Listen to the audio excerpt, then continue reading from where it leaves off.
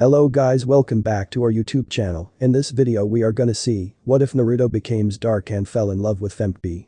Part 1. Huge shout out to Synica for this story.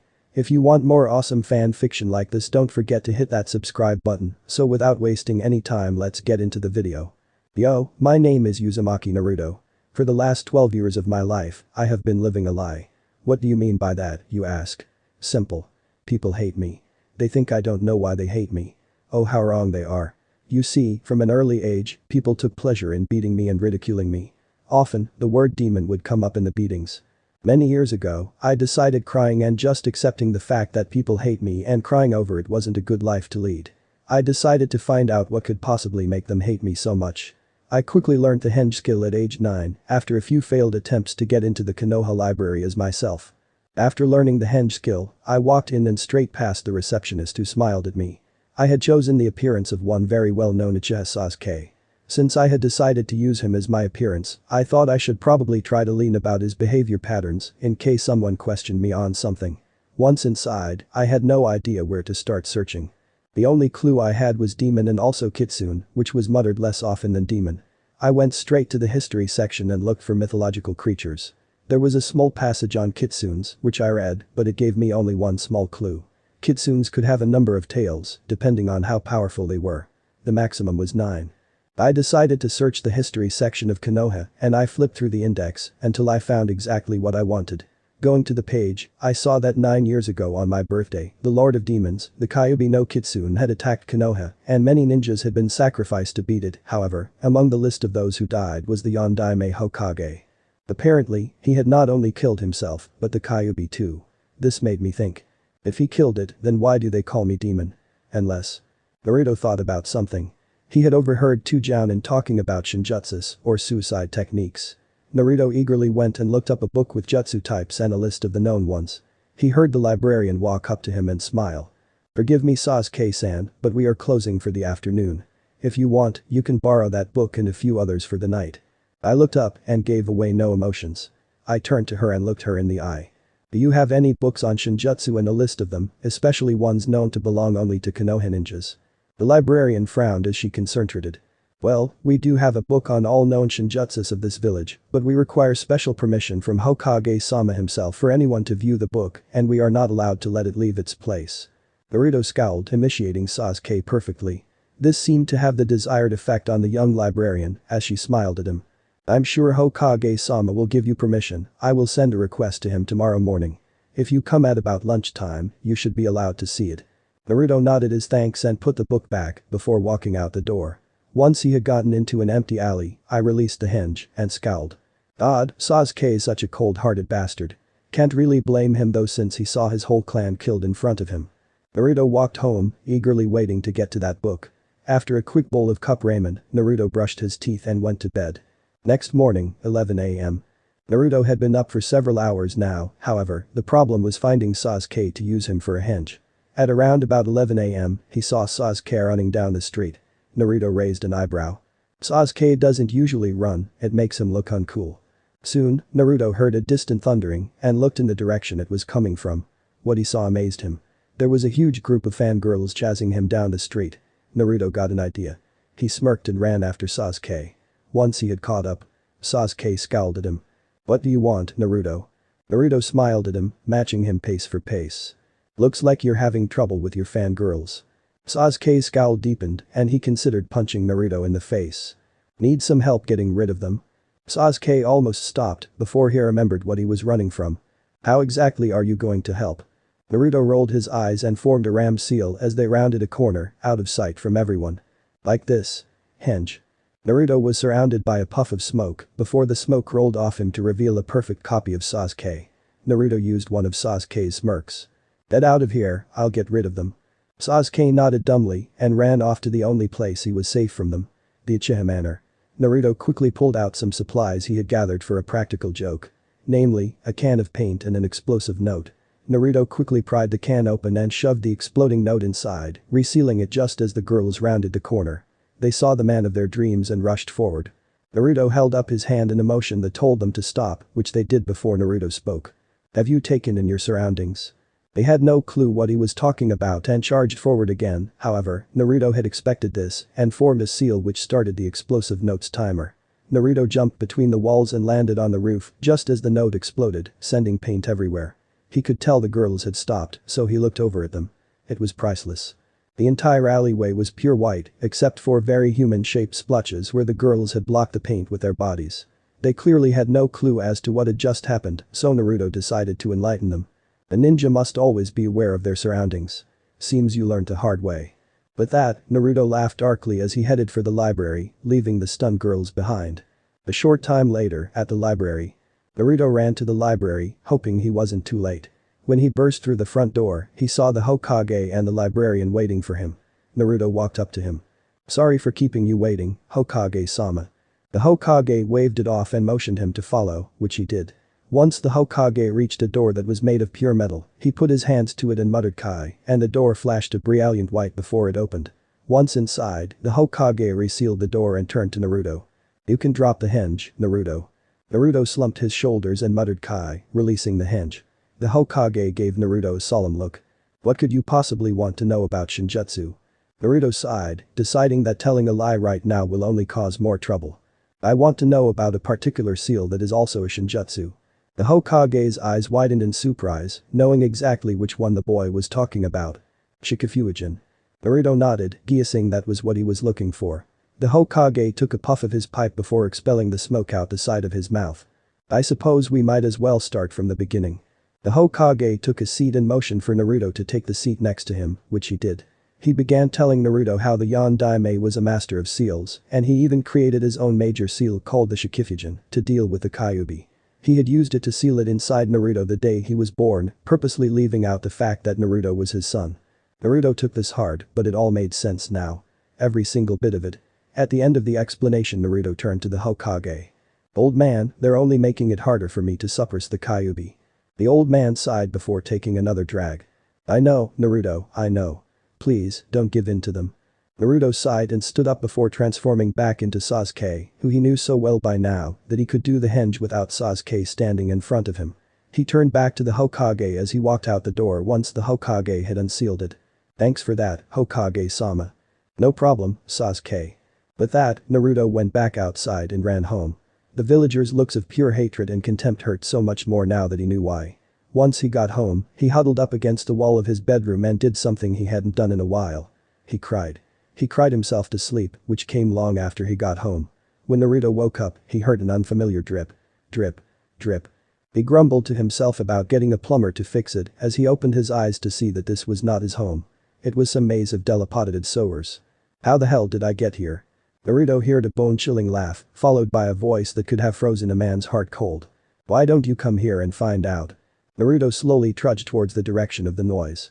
After a while he felt he could not go any further, he turned a corner and saw a bright light down the corridor. With the last of the strength he had left, he walked into the light, only to reveal a giant cage with a single slip of paper, saying seal holding it closed. At that point, a giant pair of eyes and a mouth full of serrated teeth appeared, grinning at him. "So, you finally showed up, eh?" Naruto's mind knew instantly what this was, and he fell on his butt, sending a small amount of water that covered the floor everywhere. "Hey Kyuubi."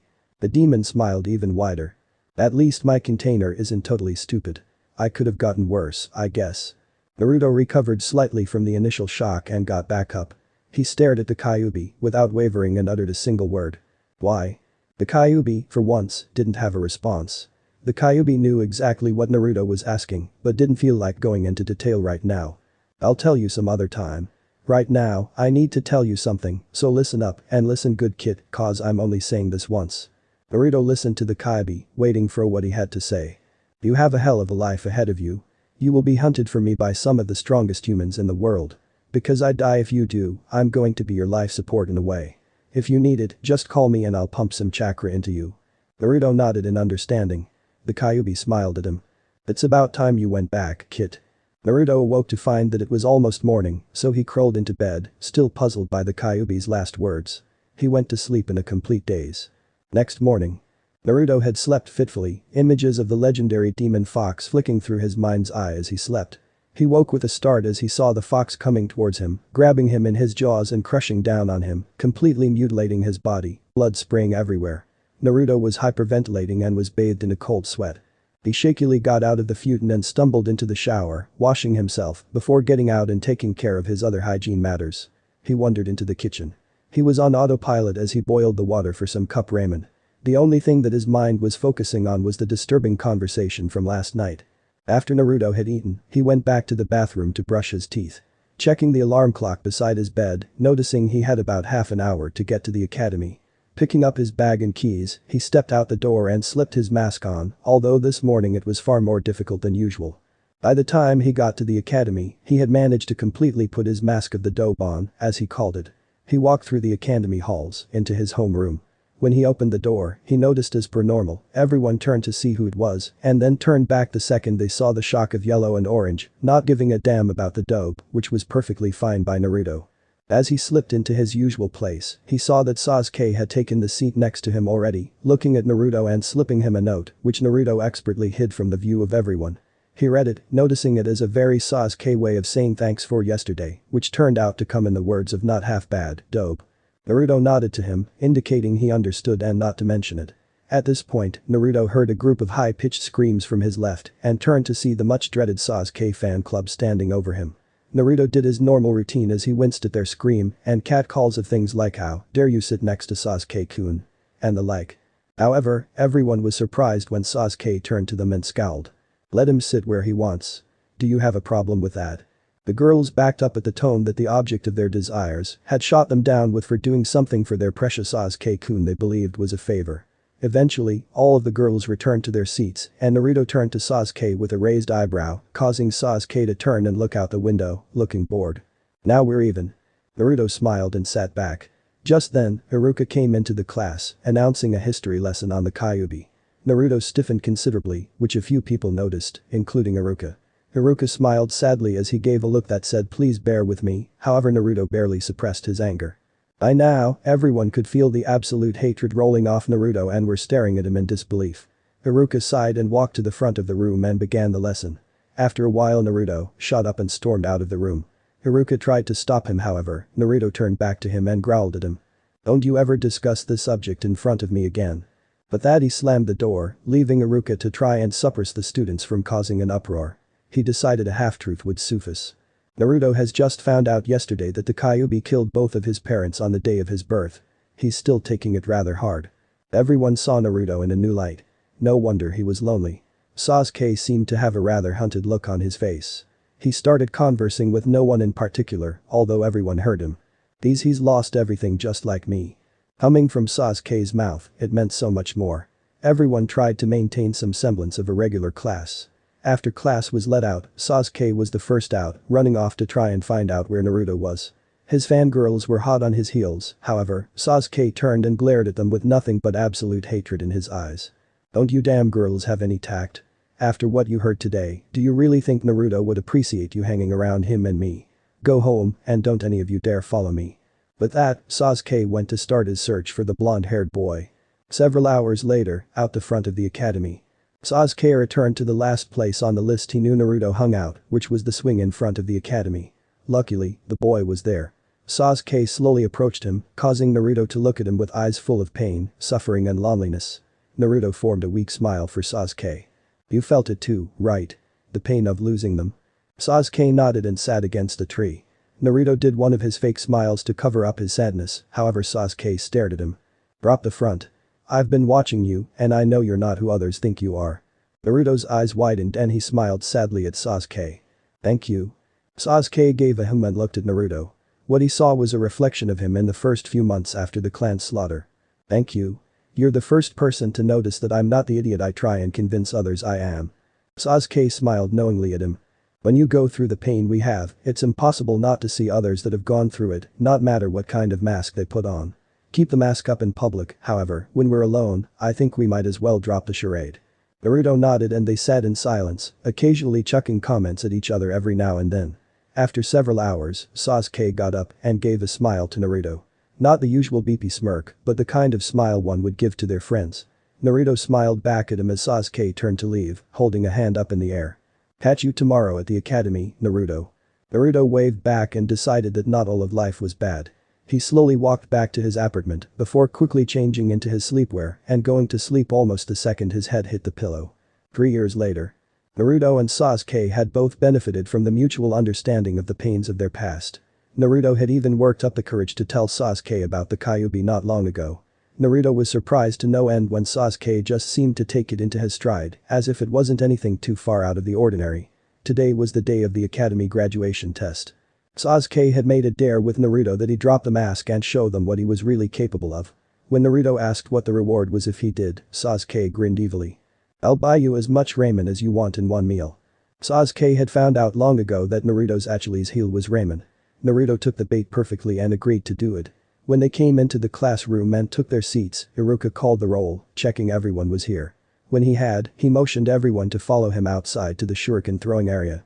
Once they were assembled, Iruka motioned Sasuke forward, who with his usual beefy smirk, flicked his wrist, releasing the shuriken.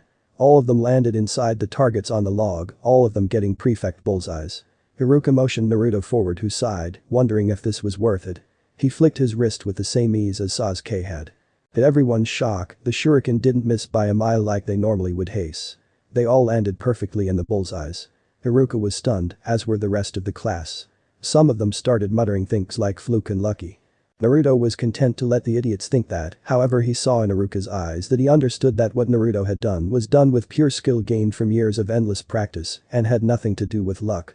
After everyone else had completed the first test, Iruka walked back inside. He had them line up in front of him and he announced the next test. The next test is a henge test. You must henge into me. First, Uchiha Sasuke. Sasuke grumbled and stepped up, muttering henge and transformed into a perfect Iruka. Iruka nodded before he looked to the next in line. Next, Uzumaki Naruto. Everyone knew Naruto sucked at henge and there was no way to fluke this. As Naruto stepped up, he could feel almost everyone glaring at him, almost willing him to fail. Naruto half lazily muttered henge and he was surrounded by a veil of smoke. When it cleared there was Iruka and a perfect copy of him at that. The others looked astonished that Naruto hadn't attempted something stupid, like some of the perverted ninjutsus he was rumored to be creating. Naruto was surrounded by another cloud of smoke and when it cleared there was the normal Naruto. He walked back to his usual seat where Sasuke was sitting, purposely ignoring the stares. After the test came the test that everyone knew Naruto absolutely hated, the Bunshin test. Iruka told them to go into the next room one at a time as their names were called. Sasuke was called first, who came out a few moments later and showed his hit IA to Naruto with a quick flash, then disappeared. Naruto knew if he tried to do a Bunshin, he'd fail miserably, however, he'd prepared something else. Iruka popped his head in and called Naruto. "Uzumaki Naruto, you're up." Naruto went with a grin on his face that rivaled a fox's. People could hear his cry from next door as he announced his technique, however, it was not what they expected. Hage Bunshin no Jutsu.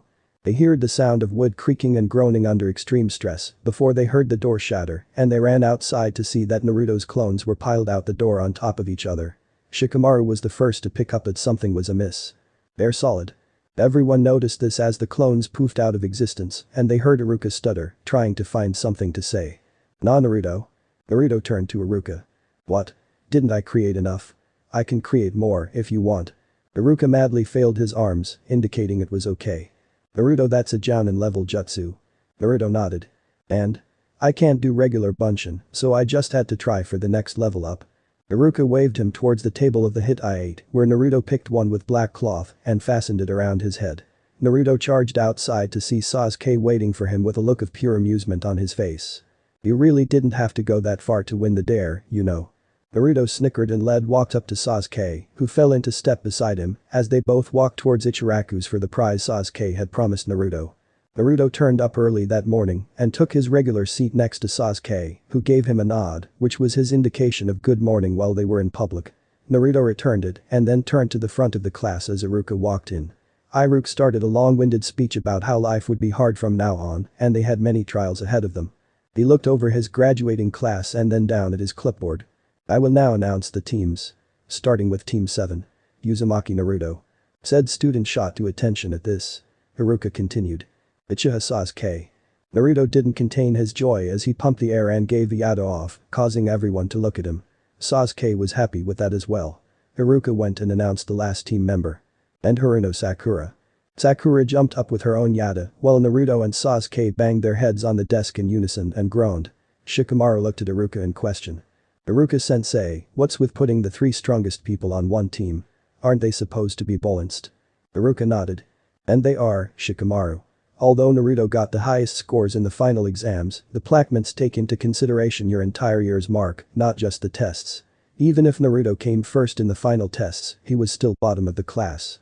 Shikamaru nodded and went back to staring out the window, content with the answer. After Iruka had announced the other teams, he told them which rooms to wait in for their new Jounin senseis. When Naruto heard the name of Cell 7's Jounin, he groaned and slammed his head on the desk multiple times, causing Iruka to look at him. Is something wrong, Naruto? Naruto looked at Iruka with a look of hurt in his eyes. Did you really have to give us that guy? He's 2 hours late to everything that's not life-threatening. Iruka sighed, shaking his head. He personally asked to teach your cell, which Hokage-sama agreed to. Naruto just trudged out of the room. Sasuke followed him with the ever-loyal lapdog that was Sakura close behind. 2 hours later in Team 7's room. Naruto counted down the minutes and seconds before he turned to the door and pointed at it just as it was opening. You're late, Kakashi-sensei. Why the hell are you always so tardy? Kakashi walked in to reveal a man in navy blue pants and shirt with a Jounin flak jacket over his shirt. He wore fingerless gloves that had metal plates on the back of the hands. He wore a mask that covered the majority of his face and all of his neck, and his hit eye covered his left eye, and he had a shock of silver hair standing up. He smiled in that oh-so-familiar irritating fashion, making Sasuke doubt his capacity, while Sakura took her crush's example and doubted him. Kakashi looked at them before giving a hum. My first impression of you guys is. Naruto knew exactly what was coming and answered for them. Annoying, right? You should really watch what you say, you sound like a hypocrite. Kakashi looked at Naruto and smiled lazily. Meet me on the roof. With that, Kakashi poofed out of existence and Team 7 followed him to the roof. Once they were there, he motioned to the steps and they took their seats. Kakashi leaned up against the railing and folded his arms over his chest. Well, I need to get to know you guys first, so tell me your names, likes, dislikes, hobbies and dreams. Sakura didn't understand, so she looked at her new sensei questioningly. Sensei, why don't you go first? Kakashi nodded and started. My name is Hatake Kakashi. My likes are none of your business. Naruto smiled and decided to toy with his new sensei. He means he likes to read little orange books. Kakashi continued. Neither are my dislikes. He means he doesn't like people who harm his precious books. My hobbies? Likes reading and collecting the books. As for my dream, you would never understand. He means he wants to star in the movie for his books and meet the author himself. Kakashi stared at the boy in interest. He apparently knew everything about him. He pointed to Naruto. Since you think you know so much about me, why don't you go? Fine. My name is Uzumaki Naruto. As for my likes and dislikes, those who deserve to know them already do. My hobbies are training. Dreams I have one, but if I told you, you'd piss your pants. Sakura suddenly saw that Naruto wasn't the bright bubbly boy she thought she knew. Kakashi turned to Sasuke. Right, you next Uchiha. My name is Uchiha Sasuke. My likes and dislikes are none of your business. My hobbies are training and getting stronger. As for my dreams, I have two. First is to kill a certain man. The other is to revive my clan. Naruto smiled knowingly while Sakura naturally thought it was cool. Naruto laughed mentally. How little that idiot actually knows. Kakashi turned to the girl. Right, you next. My name is Haruno Sakura. I like insert sideways glance at Sasuke here. I dislike Ino Pig. My hobbies another sideways look here and my dreams sideways look at Sasuke with complimentary high-pitched squeal. Naruto and Sasuke groaned. Kakashi sighed mentally. Great. An Avenger, a mentally corrupted demon container and a lovesick puppy. I've got a hell of a lot of work to do. Kakashi reached into his pocket and pulled out 2 bells. Naruto had a fair idea of what was about to transpire. Right. We're going to do a test to see if you can keep the rank of genin.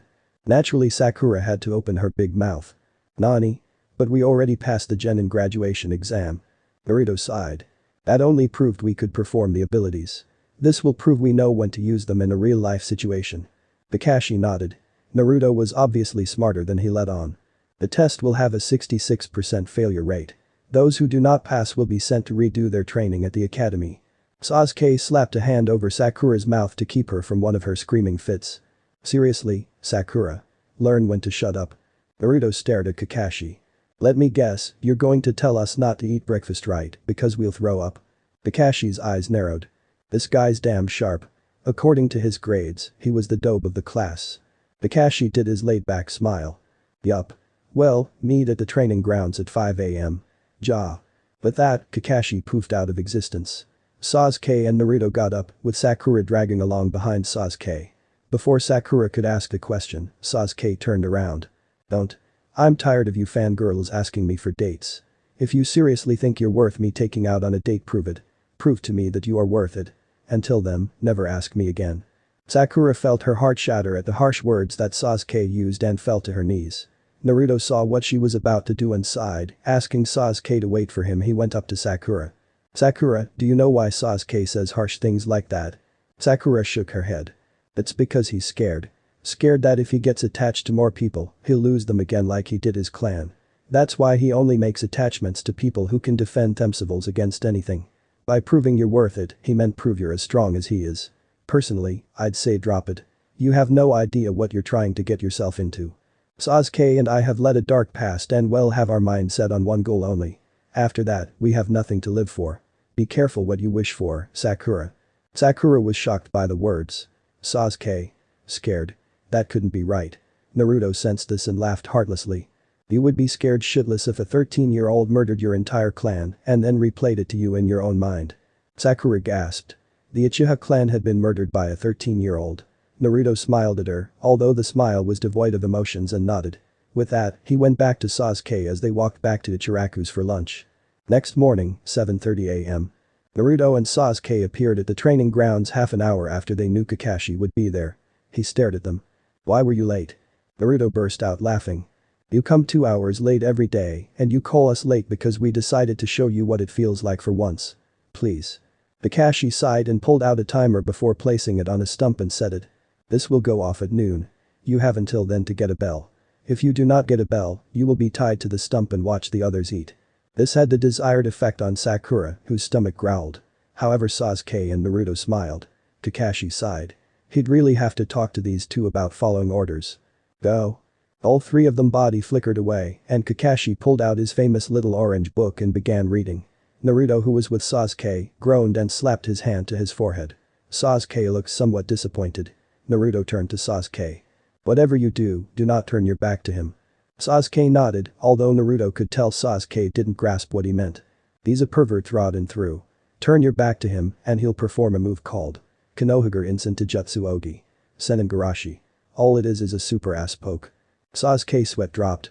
However, Naruto had a plan and he began discussing it with Sasuke, who smiled evilly. Naruto took off his hit I-8, catching the sunlight so it shone directly onto Sakura's face. Sakura decided they were indicating her to attack, so she charged at Kakashi. Not exactly what Naruto had in mind, but it'd do. Naruto nodded to Sasuke and created a Kage Bunshin, which he sent out to take Kakashi from head-on. The Naruto clone decided to play dumb and make what appeared to be genin-level attacks, but in reality, he was holding back. He purposely let Kakashi get behind him and the real Naruto indicated to start their plan. You shouldn't let an enemy see your back multiple times, baka. True to Naruto's theory, Kakashi formed a Taurus seal. The Naruto clone feigned being scared as Kakashi used the super ass poke, however, he did not realize until too late that Naruto and Sasuke were behind him, who had body flickered in, while Sakura body flickered in front of him. You were saying. Also, don't use your moves carelessly or they'll be used against you, baka. Naruto quickly formed a Taurus seal and proceeded to give Kakashi a taste of his own medicine. Konohagure Instant Jutsu Ogi. Senengarashi. Naruto launched Kakashi into the air while Sasuke and Sakura each jumped up and grabbed a bell, while Kakashi was still trying to contemplate how Naruto knew one of his own motos. Kakashi looked up just in time to see the three genin laughing at Kakashi. Kakashi stood up and smiled. Right, let's go tie Naruto up. Naruto waggled a finger at Kakashi.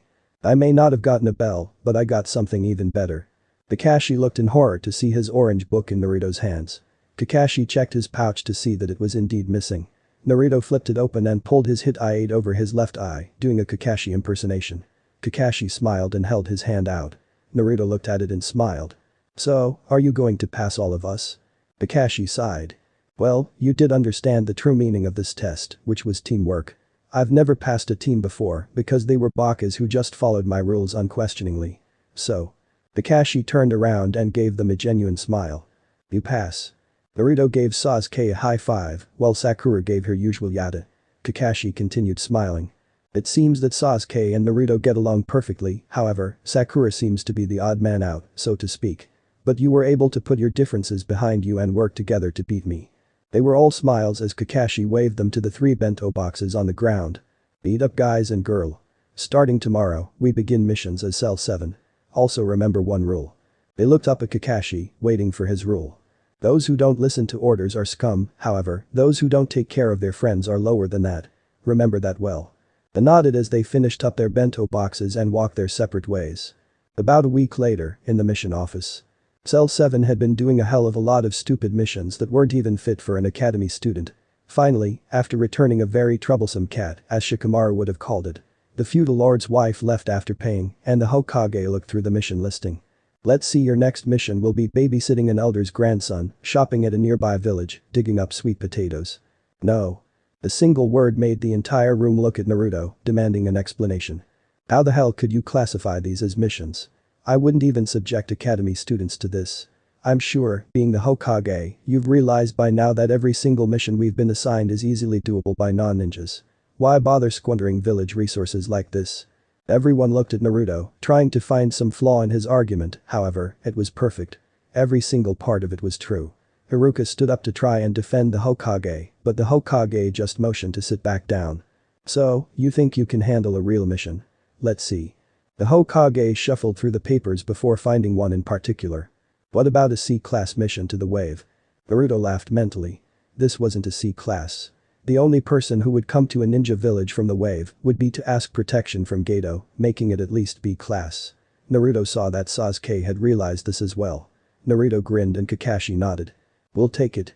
The Hokage nodded. Then I'll introduce you to your client. You can come in now. The door opened to reveal a thick-set man with graying hair and beard. He also wore glasses and was obviously drunk. He looked at them and gave a him. These are the people that you assigned to protect me? They look like super idiots, especially the one in orange. Naruto smiled. I could kill you in one of 7 different vital areas in under a second without you realizing. I'd suggest you reconsider that remark. The man stiffened up at this remark, instantly becoming sober. He sighed and nodded to the Hokage as he led them out of the mission office. When Naruto got out of earshot of the room, he called to the old man. I know the wave country is poor, but it's not a good idea to deceive the mission handlers about the mission's difficulty. The man stood ramrod straight and looked the boy in horror. He decided a git trip was in order. Well, I don't mind if you guys dump the mission. It'll be sad when my daughter and grandson dies. Naruto smiled. Well, why don't we have a little discussion then? Tell us as much as you know about the enemy and we'll adjust accordingly. If you don't tell us all you know, we will dump the mission, which we have every right to do so. The man nodded and began telling them about the Geto Corporation, who it was known to hire, and its numbers, which was admittedly vague, but Naruto had expected this. Geto was known to keep his numbers and employees well hidden. For a week, they trudged towards the wave country encountering no resistance. Demon brothers aren't in this one. Finally, they got to a river where a boat was waiting. They walked towards the boat and got on. The man nodded. To their client. Azuna, we've been expecting you. Are these the ninjas you brought? Azuna nodded and the man in the boat started up the engine to get going. Soon, they entered a thick mist and the man cut the engines. Please be very quiet. Geto's men patrol this area, so from here on we have to row. They nodded, keeping their senses steeled. They managed to reach the shore without incident and they set out towards the main village of the wave. Naruto felt a wave of killer intent directed towards him and he charged forward, tackling Sakura and Azuna to the ground. Sasuke and Kakashi were quick enough to react by themselves. Naruto looked at the guidance sword that had embedded itself in a nearby tree. Naruto smirked. I'd recognize that sword anywhere. A disembodied voice came from around them. Oh? Recognize me? 3 guesses. I only need 1. Former member of the Hidden Mist 7 Shinobi Swordsman, Mamachi's Abusa, also known as the Demon of the Mist. Wanted mainly for a failed assassination attempt on the Mizukage. Considered an upper A, bordering on lower S rank missing nin. Abusa laughed. You're good kid. It's unusual for a genin to know so much about missing nins. I have to know my enemies if I want to live. One of them happens to be a former acquaintance of yours. And who would that be? Hashirama. Kiss him. Abusa paused for a moment before laughing. You got yourself some powerful enemies, kid. You must have severely pissed off Kisum to make him an enemy of yours. So, since you have Kisum as an enemy, I would have assumed you've trained yourself to be able to at least hold your own for a while. Naruto laughed, continuing with the pre-battle banter. Yeah, I trained alright. You would be a good measuring stick to see how far I've come. Just then, Abusa's body flickered to stand on the handle of his sword and looked down at the group. Naruto smiled with nothing but confidence in his eyes. Everyone else was either shaking or, in Kakashi's case, planning what to do. Zabuza stared at the kid who had spoken to him. "You don't look like much, kid." Naruto smiled. "Want to find out if that's true?" Zabuza smirked and pulled the sword out of the tree. Kakashi saw that Naruto was about to charge him and put a hand on his shoulder. "Naruto, he's out of your league. Everyone, get in formation and protect Izuna." Naruto sighed and got in formation. Kakashi decided to lift his headband and end this quickly. What Sasuke saw shocked him. "Is that the Sharingan?" Naruto nodded. "It's not his, per se. He can't use it to the full potential because he's not an Uchiha. Apparently, he came back from a mission with his left eye slashed and he had a Sharingan instead of the normal eye. Also, his teammate who was an Uchiha didn't come back from the mission. That's all I could find out." Sasuke nodded and watched as Zabuza pulled the sword out of the tree and body flickered to stand on top of the water nearby before announcing his technique. "Ninpu, Kurigakur no Jutsu." The mist slowly surrounded them and separated them from Kakashi. Naruto smiled. He knew what was coming next and decided to spoil the mood. "Let me guess, Zabuza. The 8-point speech, right? Do you ever come up with anything original?" Zabuza said nothing. At that point, they felt a burst of chakra and the mist around them cleared, revealing Kakashi surrounded by an aura of chakra. Naruto could sense the fear rolling of Sasuke in waves and turned to him. "Sasuke, that is exactly how Zabuza wants you to react. Don't forget, I'm here. He won't get to you without a fight." Sasuke nodded, regaining his resolve and steeled himself. At that point, Zabuza appeared in the middle of them. "I wonder if you can, this is it." With that, Zabuza swung his sword around, but to everyone's surprise, Naruto jumped in the way of the sword and stabbed his kunai into Zabuza's stomach before he could complete the swing. Naruto watched as a clear liquid came out of Zabuza's wound in a steady stream. Eventually, the entire clone turned to water and fell to the ground. Zabuza appeared behind Naruto. "You're good for a genin, I'll give you that. However, you won't live through this." Zabuza cleaved Naruto in half only to find it poofed out of existence. Zabuza's eyes widened. "Kage Bunshin." Kakashi appeared behind Zabuza with a kunai to his neck. "None of us are to be underestimated, Zabuza. This is the end for you." Another Zabuza appeared behind Kakashi, sword poised to strike. "Is it, Kakashi?" Kakashi stiffened in surprise before he destroyed the Mizu Bunshin in front of him and ducked in time to avoid the horizontal swipe, only to receive a swift kick to the chin, sending him flying into the river. Zabuza ran at Kakashi, jumping over the caltrops and into the water. Kakashi broke the surface and looked at the water in worry. "What's with this water? It's heavy for some reason." Zabuza's body flickered behind Kakashi and formed a short set of hand seals giving off a HMPH. "Aka. Suru no Jutsu." Kakashi was immediately trapped in a sphere of water. "You're annoying, Kakashi. I'm going to deal with the runts first." Kakashi looked at them in horror. "Take Tizuna and run. Forget me." Naruto sighed. "Do you still have so little faith in us, sensei? I told you to run. That's an order." "No." Kakashi turned to Naruto, realizing he had taken his lesson to heart. Zabuza formed a Muzi Bunshin and had it walk toward the genin and Tizuna. The clone laughed. "The three of you have hit I-8 on as if you think you're ninja. A ninja is someone who's gone through numerous life and death situations.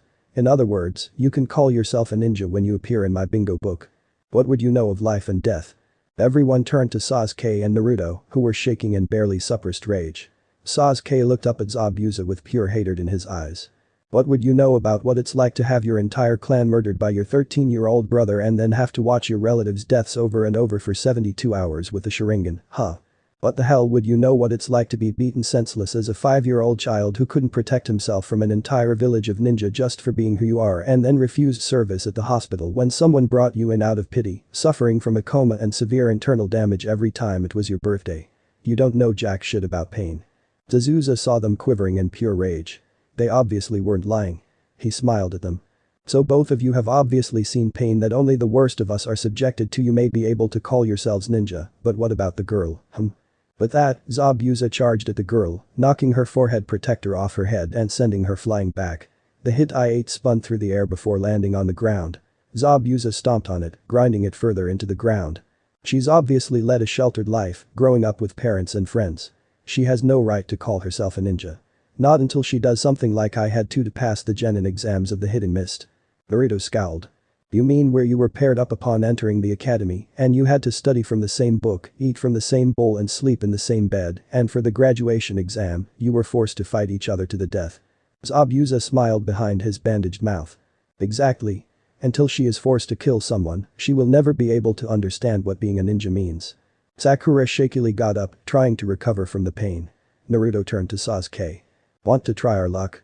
Sasuke smirked, and they both charged at the clone with abnormal speed for Genins. The clone managed to fight them off. Naruto smiled. Sasuke, time for plan B. Want to try that new combo we've been working on? Sasuke nodded. Let's go. Naruto formed a massive Kage Bunshin and dogpiled the Zabuza clone, however they were thrown off and destroyed, which was exactly what Naruto wanted. One of Naruto's clones covered the real Naruto as he hinged into a Fuma Shuriken, which the clone caught in his bag. Pretending to open his bag and look for something, the Naruto clone chucked the folded pair of Fuma Shurikens to Sasuke, who caught them. Once he'd opened them, he jumped into the air and threw them at the Zabuza clone, only they missed him and continued on towards the real Zabuza. Oh? Going for me this time? A petty attack like that won't work. Zabuza caught the shuriken only to see a second one hiding in its shadow. Nor will that. The Fuma Shuriken continued past Zabuza, although Naruto and Sasuke smiled and spoke just loud enough to be heard by Tazuna and Sakura. Fuma Shuriken hinge combo, success. Just then, the still airborne Fuma Shuriken was surrounded by a cloud of smoke, revealing the real Naruto, who threw a kunai at the real Zabuza's head. Zabuza had two options. Cop the kunai full in the face or move out of the way and cancel the prison. Choosing the latter, he pulled his hand out and almost dodged the kunai whizzing past his head, making a small gash just beneath his eye. Zabuza started spinning the first Fuma Shuriken, preparing to decapitate the kid as he fell helplessly towards the water. However, just as he was about to release it, Kakashi blocked the Fuma Shuriken with the metal plates on the back of his gloves. Naruto fell into the water and broke the surface, smiling his foxy grin. Sasuke smiled. When you got caught in that prison, we didn't have a choice of wanting to run or not. If we had, Zabuza would have killed you and then picked us off at will. You're the crux of this team at the moment. Both Naruto and I thought through several different ways of freeing you, and we both realized that our combo we made just before we left for this mission was our best chance. The massive Kage Bunshins was nothing more than a necessary diversion needed to hide the true combo, which consisted of two Fuma Shurikens. We knew you'd catch one, and there was a big chance that you'd let the other one go past, since both your hands were occupied, so the second one was Naruto in a henge, who exploited that weakness. Kakashi smiled at them. Good job. I'm proud of you. I wouldn't have expected any less from a former prankster and a shuriken specialist. You've both grown exponentially. Kakashi and Zabuza sprang back and started forming seals. The long seal chain ended in Tori as they both announced the jutsu. Suiton. Suryuiden no jutsu. A pair of dragons made entirely out of water rose out of the water and twisted around each other in a double helix shape before lunging at one another. They clashed several more times before the jutsu was released, causing a shower to fall over the area. Kakashi and Zabuza sprang forward and locked blades, Zabuza with his sword and Kakashi with a kunai. They sprung back from the deadlock and stared at each other before running in half a circle. When Zabuza stopped, so did Kakashi. Zabuza prepared to do the ninpu, Kurigakur no jutsu again, and found that Kakashi was again mirroring his movements perfectly. Zabuza lowered his raised arm 3/4 of the way, mirrored by Kakashi, and began thinking. This guy, my movement is being perfectly. Kakashi finished his thought out loud for him. Predicted by him. Nani? He read what I was going to say in my mind. Zabuza formed a Tori seal, which Kakashi mirrored. Damn it, this guy. Has such unpleasant eyes, right? Zabuza formed a Tori seal and laughed. What you're doing is copying, nothing original. They both said the next sentence in unison. You can't beat me, you monkey. Zabuza's bloodshot eyes widened and he began forming hand seals. I'll make sure you can never open that copycat mouth of yours again. Just as Zabuza got to the last few seal, he noticed a shadow behind Kakashi. That's me. Is it game jutsu? This gave Kakashi the break he needed to finish the last 3 hand seals and perform the jutsu. Suiton. Daibakufu no jutsu. Zabuza was scared out of his mind. Then Nani? This can't be. The water that had been collecting itself into a ring around Kakashi shot forward in a torrent of water and blew Zabuza away into the current, leaving him to scream all the way. Eventually, the torrent subsided, leaving Zabuza pinned against a tree. 4 kunes flew at him and embedded themselves into him, one in each limb. Zabuza looked up into the tree to see Kakashi staring at him. This is the end. Why can you see the future? Yeah. Your future is death. As Kakashi had predicted, 2 senbon needles flew out of the scrub and punctured Zabuza in the neck. Zabuza dropped to the ground, lifeless. By this time, the others had arrived. Kakashi went to the body of Zabuza and felt for a pulse. When he confirmed there was none, he looked at the masked boy. It was true. He did die. Thank you, I've been hunting Zabuza for months. The boy with the Anbu mask walked up to the body and began picking it up, however Naruto stopped him. You're a hunter nin, right? The boy stopped and looked at him. That is correct. Why do you ask? If you're a hunter nin, then do your job properly.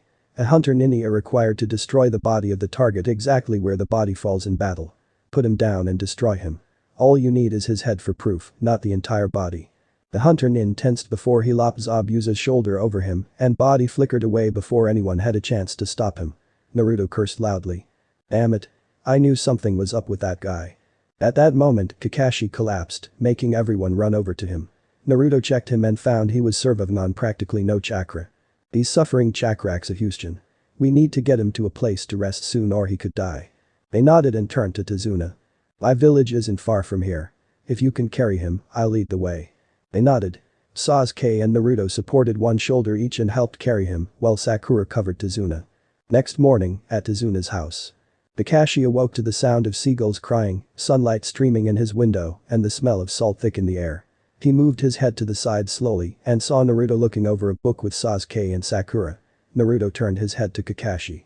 Morning, Kakashi-sensei. When Naruto said that, they heard footsteps approach the door. When they reached the door, it slid open to reveal a woman with long black hair and a pink jumper with red highlights. She smiled. I'm glad to see you're awake, Kakashi-san. How are you feeling? Kakashi groaned. I used my Sharingan far too much yesterday. I'll take a while to recover. Sasuke nodded. Due to the level of chakra exhaustion he's suffering from, I'd say about a week. Kakashi nodded. So, what are you three studying? Sakura looked at him with a look of concern in her eyes. We were studying the weapon that boy used and its uses. Apparently, it's a type of needle that is used for acupuncture healing, but it can be used to kill if you have perfect accuracy and a complete understanding of the human anatomy. Also, it seems that people who have that level of knowledge and skill can just as easily put someone in a near-death state. Kakashi-sensei. Zabuza is still alive. Tazuna gasped at this, but Kakashi nodded. I'm amazed you three were able to come to that conclusion, however, it is correct. Zabuza is still alive. Luckily for us, putting someone in a near-death state no matter how efficient they are, will still cause a massive amount of strain on the target's body. Zabuza won't be able to use his body for about a week either. Kakashi smiled at them. Not only have you three grown in skill, but also in knowledge. I'm proud of you. Naruto smiled. Seems things are starting to get interesting. No, they're not. They turned to see a small boy in a green one-piece that stopped just above the knees. That was a beige shirt. He was also wearing a broad-brimmed hat with two navy blue stripes. Naruto looked at him. Who are you? Tazuna bent down and put his hand on the boy's head. This is my grandson, Inari. Inari looked at them in contempt. Why did you hire them? They're just going to die. Naruto laughed. If you think I'm going to die to these chumps, you have another thing coming. Sasuke smirked. Naruto's right. None of us will die. We all have goals in life that we swore to complete and we can't die until they are complete. We've been through a hell of a lot. A stupid jounin is nothing. You guys think too much of yourselves. Anyone who goes against Gato will die. Naruto narrowed his eyes. Let me tell you something. Every single person who has underestimated us, no matter what rank they were, have either died or been completely humiliated. Genin, Chunin, Jounin, Anbu, they're all the same. Those who underestimate us will pay. Sasuke nodded in agreement, however, Inari smirked. You have no idea what you're up against. Just go home. With that, Inari turned around and left the room. Naruto raised an eyebrow. He's got something big shoved up his. Sakura clamped a hand over Naruto's mouth when she saw Tsunami and Tazuna's reactions. Tazuna sighed. I have to apologize for my grandson's behavior. Ever since he lost his dad, he's been like that. Naruto shook his head in disbelief. Kakashi decided to lighten the mood. Well, I think you three need to do some training to help you in the upcoming fight. Naruto looked down at Kakashi. What practical training can you show us in your state? Kakashi smiled and pulled a pair of crutches that had been laid beside his bed to him as he slowly got up. I'll show you. They followed Kakashi out into the woods until he faced three trees. Kakashi turned to face them. Right. You three are going to climb trees. Sakura looked at Kakashi in doubt, but Naruto and Sasuke knew where this was going. Put out your hands.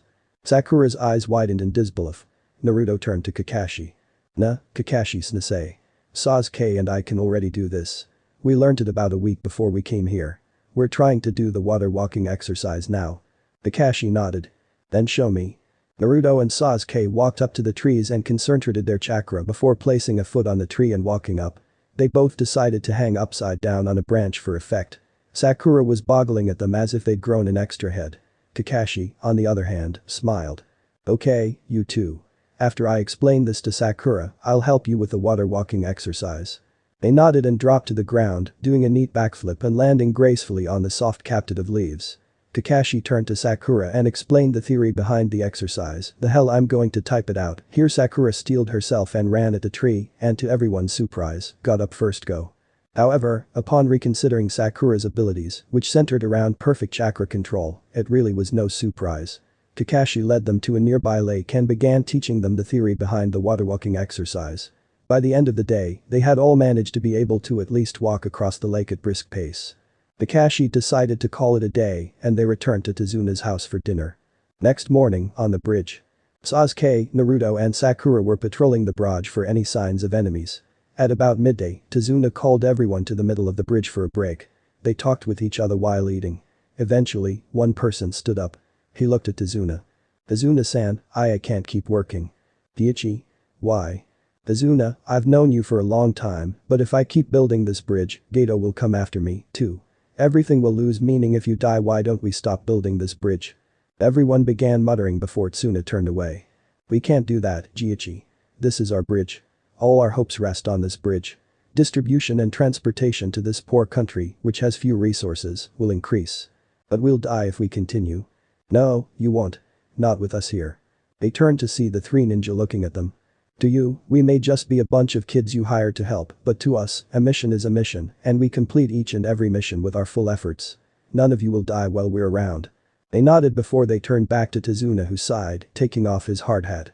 Guys, take an extended lunch break. Don't push yourselves too hard. The day wore on as Naruto, Sasuke and Sakura kept their patrol of the bridge up. At night, they studied scrolls they had brought with them. This routine kept going for a week until the evening before Zabuza and Kakashi were supposed to make a full recovery. They were enjoying their dinner, wondering why Naruto and Sasuke were out training for so long when the door opened and they came limping in, supporting one another. They smiled at the group. Sorry we're late. We were inventing a new combo. Kakashi smiled. No problem. Take a seat and eat up. Tazuna sighed. I've been meaning to ask you a question for a while now. Why did you keep going with this mission when you worked out I lied about the difficulty of the mission? Kakashi folded his hands in front of him. Not doing the right thing when you know it is the coward's way. There are no weak soldiers under a valiant commander. Naruto smiled. Those are the teachings of our previous Hokage, the Yondaime. Inari started crying, causing everyone to stare at him. He stood up and slammed his fists on the table. Why are you trying so hard that you end up like that? You can't beat Gato's men even if you train. No matter how hard you try with those good-looking words, you can't beat him. Sasuke and Naruto stood, towering over the boy. Say that again, you spoilt brat. I dare you. Everyone turned to them. Naruto growled out. What the hell would you know? You're spoiled. You lost your dad, so what? You still have some family members left. I would kill almost anyone I had to have a single family member. Do you want to know what we went through? Huh? Sasuke slammed his fist on the table, causing it to crack. Both of us have no family left. My entire clan was murdered by my 13-year-old brother, who used a technique to force me to rewatch him killing the entire clan for 3 days straight. Naruto here never had a family. His mother died giving birth to him, and his father died fighting a goddamn demon to save a village who would kill him the first chance they got if it wasn't for our current Hokage, threatening anyone who harms him with death. On top of that, the 9 most powerful people in the world are hunting him for sport, one of who is my brother. You don't understand what true pain means. So you can just keep crying like the drama queen you are. At this, Inari backed up and ran from the room, slamming the door behind him. Tsunami had no idea that these boys managed to put on such brave faces despite what they went through. She began to apologize to them, but Naruto held up a hand. Save it. I don't want pity or sympathy, neither does Sasuke. With that, they left to go to their rooms for the night, leaving the others to think about what had happened. Next morning. Naruto and Sasuke woke to find a note that the others had gone to the bridge and to meet them there. Naruto jumped out of bed, which woke Sasuke. Sasuke looked at the note and quickly got changed. They both ran downstairs and waved goodbye to Tsunami. When they were flying through the trees, Naruto noticed slash marks on a group of trees. He motioned for Sasuke to follow him to the area, and when they got there, they saw a freshly killed boar with slash marks all over it. Naruto looked at Sasuke. Go on ahead. I'll catch up after I take care of them. Sasuke nodded and they split up. Sasuke heading for the bridge while Naruto headed back to the house. Naruto arrived back just in time to see Inari charging blindly at two Rouge ninjas. Just as they were about to unleash their sword attacks, Naruto used a Kawarimi to replace Inari with a log. Naruto laid Inari on the ground. Inari, although your attack would have gotten you killed, it gave me the cover I needed to save you. Watch how real ninjas fight. Inari nodded dumbly as the two ninjas charged at him. Naruto threw two shuriken at them which they deflected with minimum effort. Those sorts of attacks won't work against us Gaki. Naruto smiled. Won't it?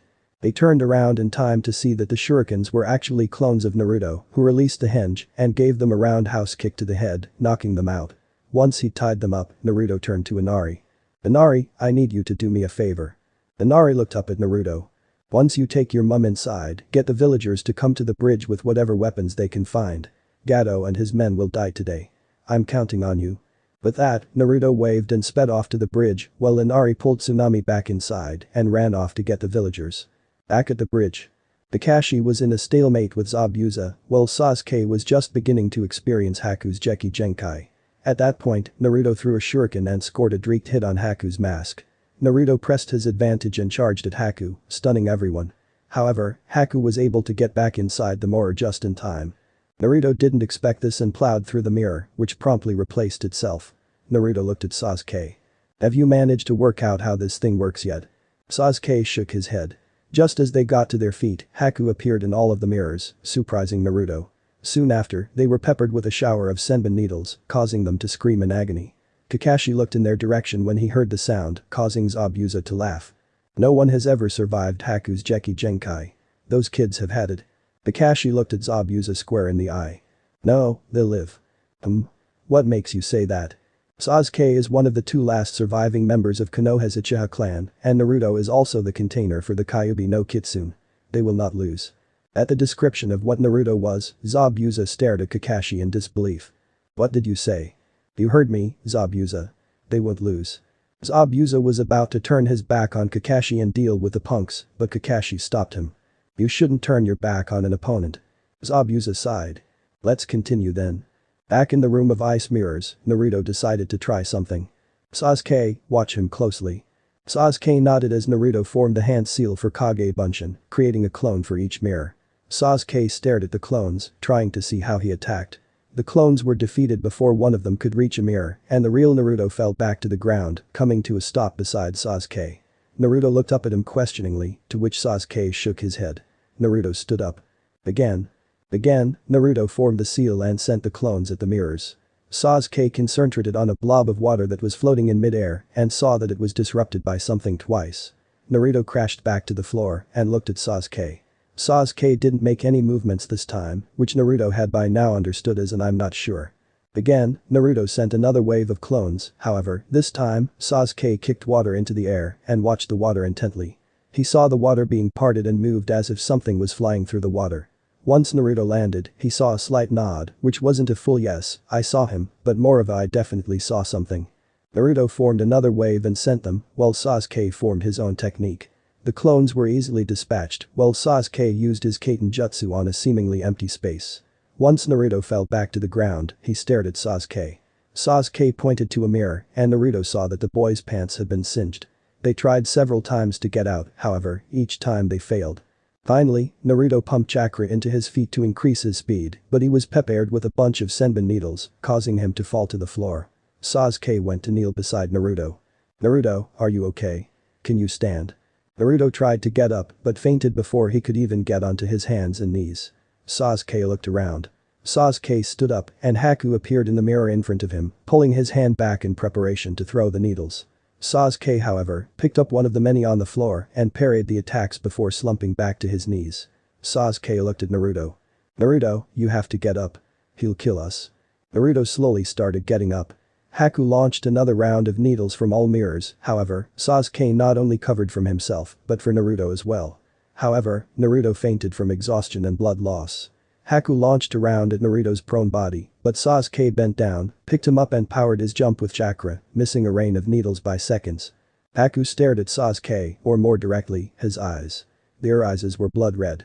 In his left eye, he had one mark, while his right eye had two. Haku decided to end this and so launched an attack at Naruto's body. Sasuke, however, took the attack for Naruto before throwing Haku out of the way. Naruto opened his eyes to see Sasuke standing in front of him, barely clinging to life. Naruto stared at Sasuke in horror. Sasuke, why?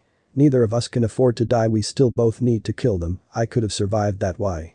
Sasuke's lips formed the ghost of a smile. I didn't want to see my adopted brother die. Naruto looked up at Sasuke in both admiration and horror. Do you think I'm a brother?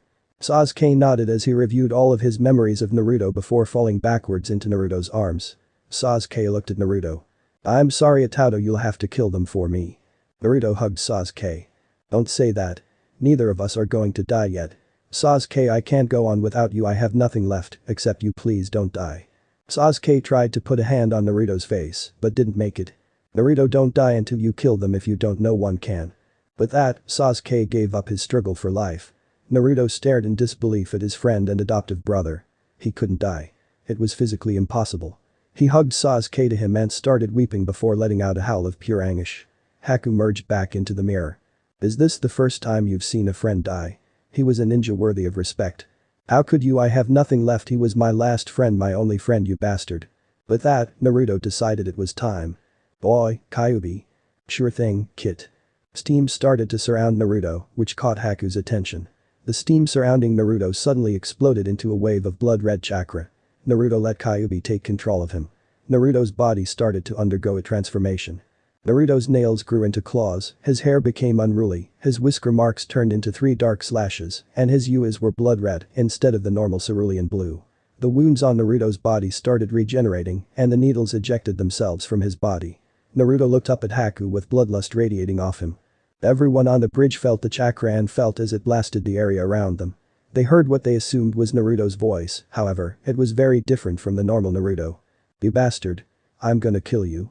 The chakra gained more force as Nara charged at Haku, deflecting the needles with a wall of chakra. Haku tried in vain to attack Naruto a few more times before Naruto caught his wrist, snapping the bones. Haku tried to hold back the force of pure evil emanating from the boy, but failed miserably. Naruto pulled his other fist back and charged chakra into it before slamming it into Haku's face, sending the boy didn't stop as the remaining ice mirrors shattered. He charged at Haku and proceeded to rip his body apart. Remember, Naruto hadn't seen Haku's face in my fic, so he had no idea who it was. Naruto turned round and stared directly at Zabuza. You're next, shithead. Before Kakashi could stop Naruto, Naruto charged at Zabuza, who was being held down by Kakashi's ninja dogs. Naruto charged chakra into his fist and slammed it through Zabuza's chest. Sakura stared in horror at Naruto. This wasn't the Naruto she knew. Naruto turned back to the end of the bridge and saw Gato and his meme there, watching. Fresh meat. Naruto charged at the people, slicing a path through them to get to Gato at the back. Naruto smiled sadistically at him. Die, scumbag. Naruto grabbed Gato's neck and crushed both his windpipe and spine, causing him to slump to the floor, already dead. Naruto turned to the mercenaries. I haven't had a good feed in 12 years. This will be a nice appetizer. The men started backing up, but Kyuubi controlled Naruto didn't give them the chance. He started ripping into them, pulling arms and legs off, putting his hand through their chests, and used other sadistic methods to kill them. By now, Sakura, Kakashi and Izuna were mortified at what Naruto was doing. Naruto finished killing the last one and slowly regained control of his body. He slumped to his hands and knees as he saw what he had just done. He threw up and began convulsing badly, causing Kakashi to run over to him. Kakashi saw that Naruto was suffering from severe psychological trauma, which really wasn't surprising. Kakashi gathered Naruto up and ran back to Sakura. Sakura. Get Sasuke. We're going to the hospital. Kakashi and Sakura ran past the amassing group of villagers who had arrived with weapons like Naruto had asked for, and were shocked to see a blood-soaked Naruto convulsing violently in Kakashi's arms, while Sakura was carrying Sasuke close behind him. They understood when they saw the state the bridge was in and looked in absolute horror at the scene of carnage that was worse than any nightmares they had had before. Tazuna dispersed them and went to check on the Konoha ninjas. Next morning. Apparently, Sasuke had only been in a near-death state. As soon as he was able to hear Ush to see Naruto, who was sweating profusely and shivering, moaning incoherent words. Sasuke looked to Kakashi for an explanation. Sasuke, when Naruto saw you die, he went berserk. He killed Haku, then Zabuza, and then killed over 200 thugs, as well as Gato in under 2 minutes. When he came back to his senses, he saw what he had done and has been like this ever since. Sasuke looked at Kakashi in shock. He turned to Naruto, who was still convulsing. Sasuke laid a hand on Naruto's, which instantly seemed to have an effect. Although Naruto didn't stop convulsing completely, the spasms died down considerably. Kakashi noticed this and decided that it would be best to head back to Konoha, as the medical adequacy of this hospital was nowhere near up to scratch. "Sasuke, I need you to carry Naruto back the way. I'm sorry if it's a burden, but..." Sasuke shook his head. "It's fine, I understand. I hate to see Naruto like this." Sasuke lifted Naruto off the bed and walked out of the room to see that Sakura was waiting for them. Kakashi nodded to her and they walked out of the Waves hospital. Once they had collected the payment, they left for Konoha. Once Team 7 got back from the Wave, Naruto had been taken directly to the hospital for a week of intensive physiological treatment. Naruto's condition had slowly improved and about the end of the week, Naruto woke up for the first time. The hospital staff didn't want him in there any longer than absolutely necessary, so they falsified Naruto's files and discharged him several hours after he woke up. After Naruto woke up, he was requested to immediately come to the Hokage's office. Once there, the Hokage told Naruto that he would not be allowed to leave the village for several weeks until they confirmed his mental stability. Naruto was left to attend regular team training, so he walked with Sasuke to the training area. To their surprise, Kakashi was there waiting for them. He smiled at them, in particular, Naruto. "How are you feeling, Naruto?" Naruto's face was blank when he answered. "Okay, I guess." Kakashi nodded, pulling out 3 slips of paper and handing it to them. Naruto looked at it. "Junin exam?" Kakashi nodded. "I think all 3 of you are ready for it. Remember, take care of yourselves. As a final note, entry is voluntary. If you want to enter, sign it and turn up to room 301 tomorrow morning at 7 AM. Catch you round." With that, Kakashi poofed out of existence, leaving Team 7 to sort out what to do. 6:30 AM, next morning. Team 7 met up outside the academy and walked in. They pushed through a throng of other Chunin hopefuls to the front and stared at the spectacle. Sasuke smirked. "What kind of corny genjutsu is this? This is floor 2. Move." The 2 people guarding room 301 smiled. "Seems one team is up to scratch. Yup, this is a genjutsu." The sign above the door swirled to reveal it was indeed 201. Sasuke gave his usual confident smirk. "Naruto, Sakura. You both noticed it too, right?" They both nodded. One of the Chunins guarding the door smiled. "Then let's see if you noticed this." The Chunin and Sasuke went to kick, however, Naruto charged in and grabbed the Chunin, hurling him against the wall with a look of pure rage on his face. "Try that again, team, and I'll kill you." Everyone backed off as Team 7 walked past, up the next set of stairs to the 3rd floor. When they were there, they heard a shout from behind them. "Boy, you with the blonde hair. Wait." Naruto stopped and saw a green spandex-wearing boy with a bowl cut and super eyebrows. The boy flipped over the railing and landed on the floor with them. "I am Rock Lee. I would like to know who you are." "Naruto. Uzumaki Naruto." Lee smiled. "Would you like to fight?" Naruto stopped breathing. He turned around and continued walking. Lee had no clue what was going on. "Are you running?" Naruto stopped. "If you value your life, then leave. If we fight, I may be unable to control myself.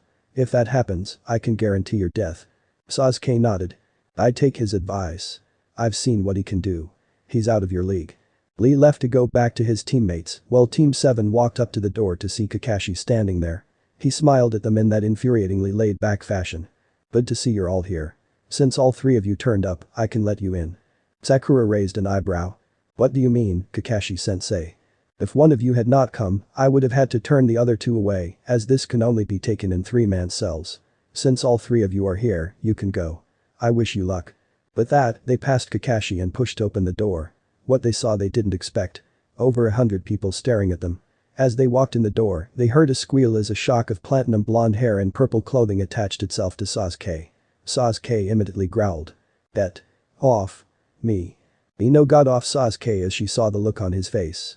She could tell he really didn't want to be bothered right now. The rest of Ino's team made their way over. They nodded at each other. However, the resident loud mouth of their year decided yelling would be a good idea. "Yahoo! Found you." Hibbo and his teammates Shino and Hinata stood behind him. Hinata was concerned at the look on her crush's face. "Naruto-kun. Are you alright?" Naruto nodded his head slowly. At that point, a silver-haired bespectacled man came over. He had a Konoha symbol on his forehead. "You guys should probably be aware of your surroundings. Take a look around you." They did so, seeing that people were glaring at them with hatred. They turned back to Kabuto. "Maybe I should give my cute underclassmen some information, then." Kabuto reached back into his bag and pulled out a stack of orange cards. He put the top one on the ground and began spinning it with his finger. He released a bit of chakra and the blank card let off a small amount of smoke to reveal a three-dimensional world map and bar graph. Kabuto looked up at them. Each country has sent participants to the exams this year. This gives a breakdown of how many from each country are attending. The newest village is the village of Odo. They only have 3 entrants and they're a small village, so I don't have much information on them. At this point, Kabuto became aware of 3 people rushing out of the crowd to attack him. One of them threw 2 kunais at him, while another appeared right in front of him and struck at his face, however he missed. Kabuto smiled. You seem to have missed. The bandage guy smiled. Really? At that point, Kabuto's glasses cracked and he coughed up blood. Naruto's mind was still fresh with the scene of carnage back at the wave, and he began quivering. Kinda like Tsunade when she first appears. Sasuke turned to Naruto and pulled out a jar that the medical staff had given him in case Naruto relapsed again. The sound nins laughed. He suffers that much from seeing a bit of blood. What a weakling. Sasuke glared at him. I'm sure you've heard the rumors of the massacre at the wave 2 weeks ago. They nodded. Naruto was there to witness it firsthand. Trust me, the rumors don't do the massacre justice. The sound nin with the head guard looked at Naruto. So, you survived that, eh? You're lucky. Sasuke shook his head. Would you consider him lucky if he was the one who? Naruto cut him off. Sasuke, don't. Sasuke nodded and shut up. He decided to pop the top of the jar off and pulled one of the dark brown pellets out. Naruto, please eat this. It should lessen the backlash. Naruto ate it before finally calming himself after 20 or so seconds, slowly stopping his shivering. At that point, there was an explosion of smoke in the front of the room. Everyone turned to see the smoke clear, revealing a man in a black trench coat with a line of men and women in grey jumpsuits. Sorry to keep you waiting. I'm the Chunin exam's first examiner, Marino Ibiki. Ibiki leveled his finger at the tree from Odo. You 3 from the hidden village of Odo. Don't think you can do anything you want before the exam. Do you want us to fail you already? The bandaged one turned to Ibiki. My apologies. I was excited since this was my first exam. Ibiki smirked as he surveyed the genin in the room. This is a good chance to say this: you are not allowed to fight anyone without the permission of the examiners. If permission is given, depending on the situation, you may or may not be allowed to kill your opponent. Pigs who go against me will be failed immediately. Understood. The genins didn't say a word, which Ibiki took as a yes. Ibiki smiled coldly at them. We will now begin the first test of the Chunin exam. Turn in your applications and take one of these number tags. Sit where the number tells you. Then we will pass out papers for the written exam. The Chunin next to Ibiki put a stack of papers on the desk and started putting them face down. Once everyone had taken their place, Ibiki tapped the chalk on the board. This exam has several important rules. Listen up, because I'm only saying these once and I will not accept questions. First rule. You are all given 10 points at the start. Unlike regular tests, this test is a subtraction test. For each question you do not answer or answer incorrectly, you lose 1 point. Each question is worth 1 point and there are 10 questions. If you answer 3 incorrectly, you lose 3 points, leaving you with 7. Rule 2. The pass-fail decision is determined by your team's total points. Sakura slammed her head on the desk and began protesting. Shut up. I said to not interfere. There is a reason for this, so shut up and listen. Now that you know about that rule, let's move on to the next one. If one of the examiers catches you doing any sort of suspicious activities like cheating, they will mark you down by 2 points. In other words, there will be those who are forced to leave this place before their tests are graded. Those who try to cheat without thinking carefully will only hurt themselves. One of the Chunin lowered his head to hide his sneer. We'll check you at any time. You are all trying to become Chunin. If you are a ninja, act like a first-rate one. Finally, if anyone in a team gets 0, they and their teammates will be failed immediately. People began muttering amongst themselves, but Ibiki quietened them. The last question will be given 45 minutes after the exam begins. You have 1 hour for this exam. Begin. Not a single student failed to comply. Naruto looked at the paper in amusement. I can't answer a single damn one of these questions. These aren't even Chunin level questions. Kyuubi. Any ideas?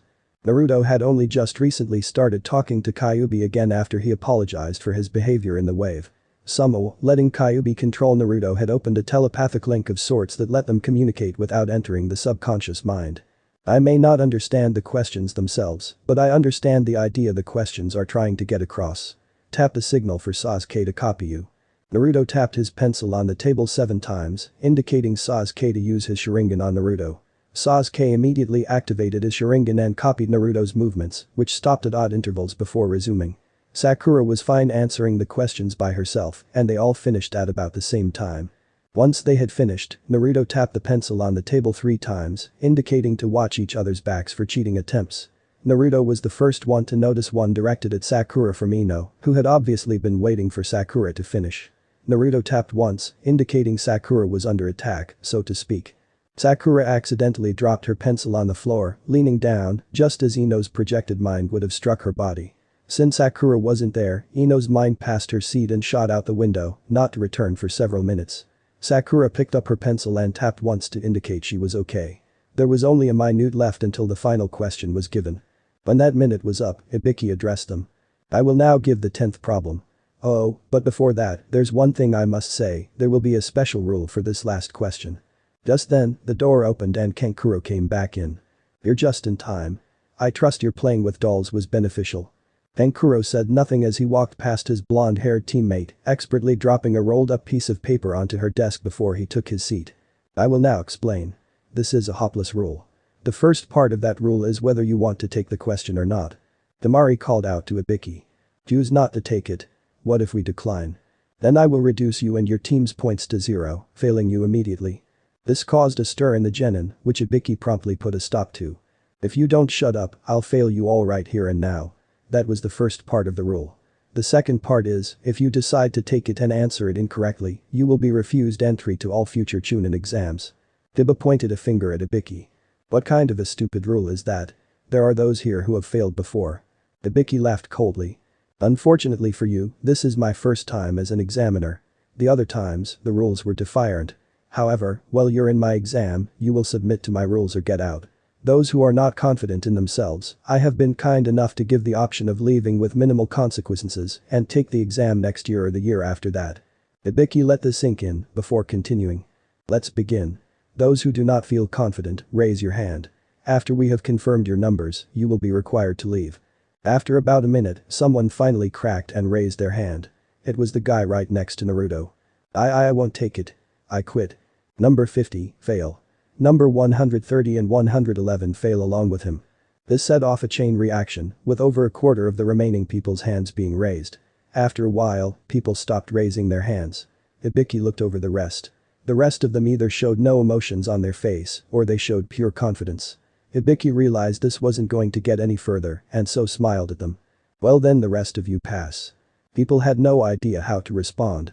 Naturally, Sakura was the first to respond. Wait. What's the meaning of this?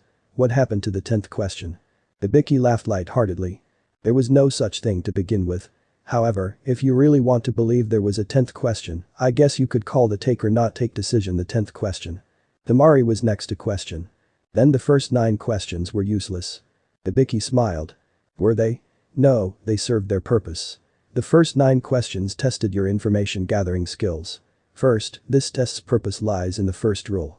Your pass-fail decision OOC based on your 3-person teams. By giving you that idea, we were placing a huge load of pressure onto each of you to not let your teams down.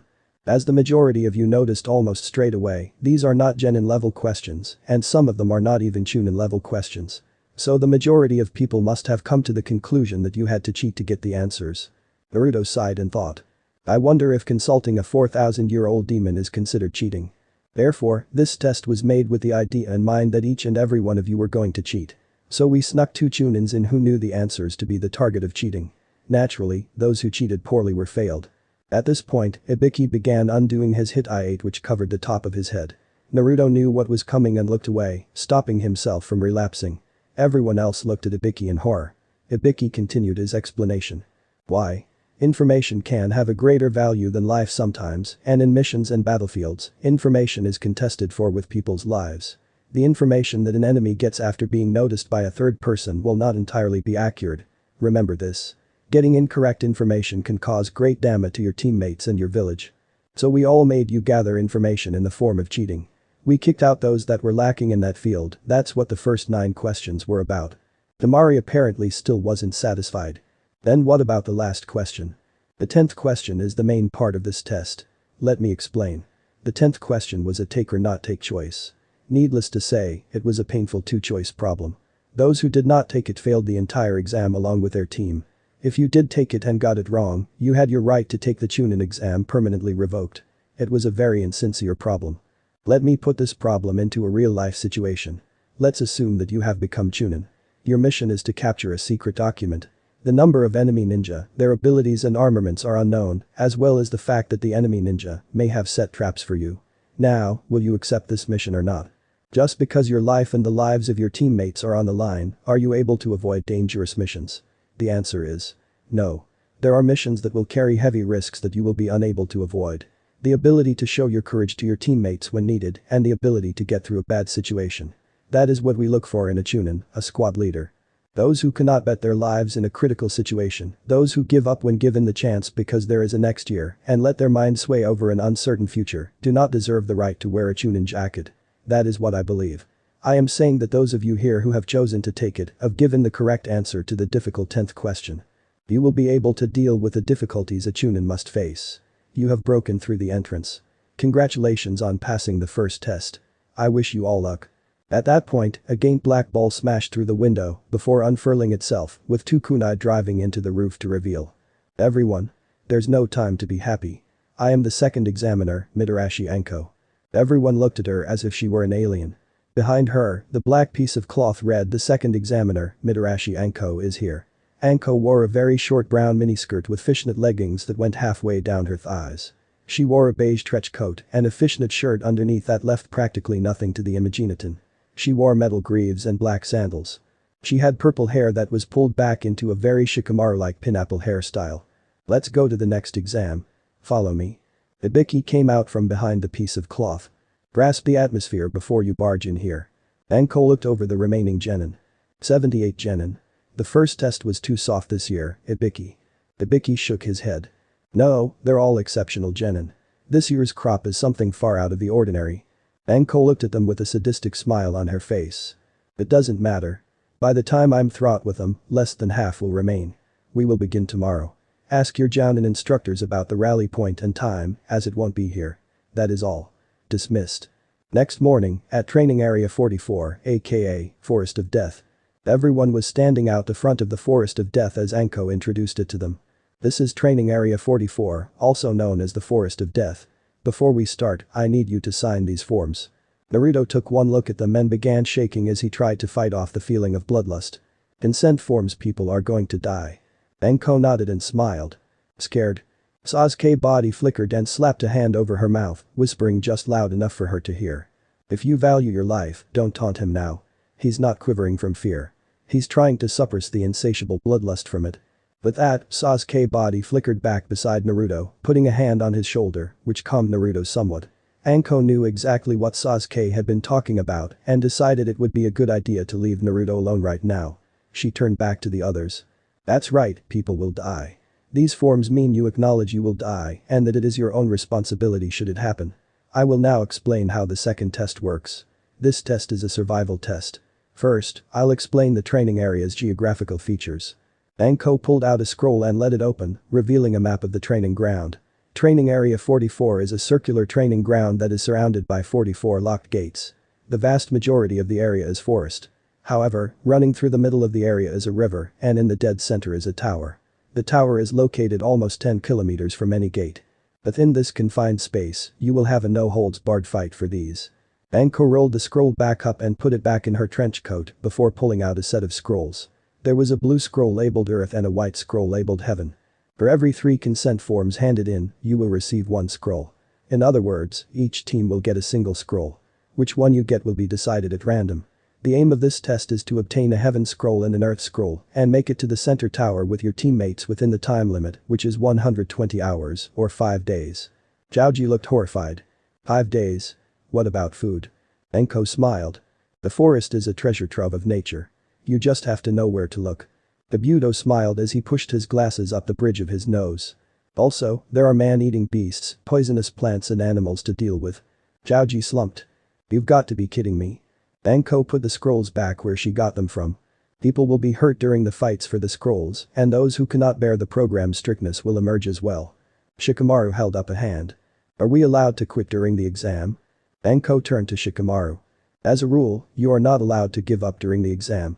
You will spend the full 5 days in the forest. Anko looked around at the genin teams. While we're on the topic, I should tell you what can fail you in this exam. Anko held up her index finger in a bored fashion. First, if a team cannot bring both scrolls and all 3 teammates to the tower before the 5 days is up, you will fail. Anko unfurled another finger from her closed fist. Second, any team who loses a teammate or produces an unrecoverable teammate will also be failed. Just as a note, you are not allowed to open the scrolls until you reach the tower. Sakura looked interested and spoke her mind. What if we do? Anko smiled. That's a surprise for those of you who open it. If you become Chunin, you will be expected to handle top secret documents. It's to determine your reliability. That's it for the explanation. We will exchange the consent forms for a scroll at that booth over there. Anko pointed to a booth where 3 Chunin in grey outfits sat. After we have chosen your gate entrance, everyone will begin at the same time. Anko sighed. As a final piece of advice, don't die. They split off into their teams to sign their forms and finalize any plans they had. With Team 7, they were discussing how to identify themselves should they be separated and someone else tries to pose as them. Naruto already had a few ideas. I can release a small bit of it. There is not one other person in the world who can copy that. Sasuke nodded. I can activate my Sharingan and copy your movements. Only 2 other people can do that and neither of them are here. They turned to Sakura who was thinking. Naruto sighed. Just say something that only we would remember. Sakura looked up. Like what? Naruto thought for a second. Like the name of our combo we used against Zabuza or the name of Kakashi-sensei's ultimate Taijutsu move. Sakura nodded. They signed their forms and stepped up to wait for their scrolls. The Chunins at the booth put a curtain across to stop others from seeing what each team gets and who has it. They called out. We will begin accepting the consent forms now. Team 7 were the first in. They were given the Heaven Scroll and assigned to Gate 12. Once they were there, they waited until the Chunin assigned to their gate opened it and checked his watch. He threw the gates open and Team 7 charged into the forest, which gladly swallowed them up. About half an hour later, they were sitting in a clearing, eating a few of the rations they had brought with them. Naruto jumped out of the way as a piece of bark flew right past where his head was less than a second ago. Naruto motioned to Sasuke and Sakura to get behind the tree. They didn't do it a second too soon either, as a giant gust of wind ripped past them and would have blown them into the forest. The strange team from the grass stood at the end of the little alleyway formed by the trees. The led one spoke. You 2 go have fun somewhere else. I'll sort this out. Team 7 came out of the bushes to see a very feminine-looking man in a sakid. He looked at them in interest. You have great detection skills. You never let your guard down. Seems I can have more fun than expected. The man used his very snake-like tongue to lick his lips. He pulled his scroll of earth out from his pack. You want our scroll of earth, right? Since you 3 have the scroll of heaven. The grass nin pulled the scroll up to his mouth and wrapped his tongue around it before swallowing it whole. Team 7 stared at the man in disbelief. Now let's begin the fight for our scrolls by putting our lives on the line. The grass nin pulled his lower eyelid down. Kyuubi knew exactly what was going to happen. Kit. Shut your eyes now. Naruto shut his eyes just as the grass nin unleashed his technique. Naruto felt Sasuke and Sakura fall to the ground and he opened his eyes. That wasn't a normal Kanashibari no jutsu. Normally, only a few Takebetsu Jounin and Anbu can perform that technique and only then give off an intent to kill. You're not a genin. In fact, due to the effects of it on Sasuke and Sakura, it seems you actually imprinted them with an image of their own death. I'd be willing to say you're one of the former Sannin, Orochimaru. The grass nin looked at Naruto. You're correct, Naruto-kun. I am indeed Orochimaru. Naruto began trembling. He knew he'd have to face Orochimaru eventually, but he never in his wildest dream expected to face him so soon. At Naruto's current level, Orochimaru could kill him without breaking a sweat. I can't die not yet. Orochimaru threw 3 kunes at them. Naruto and Sasuke tried desperately to break out of the body freeze to escape.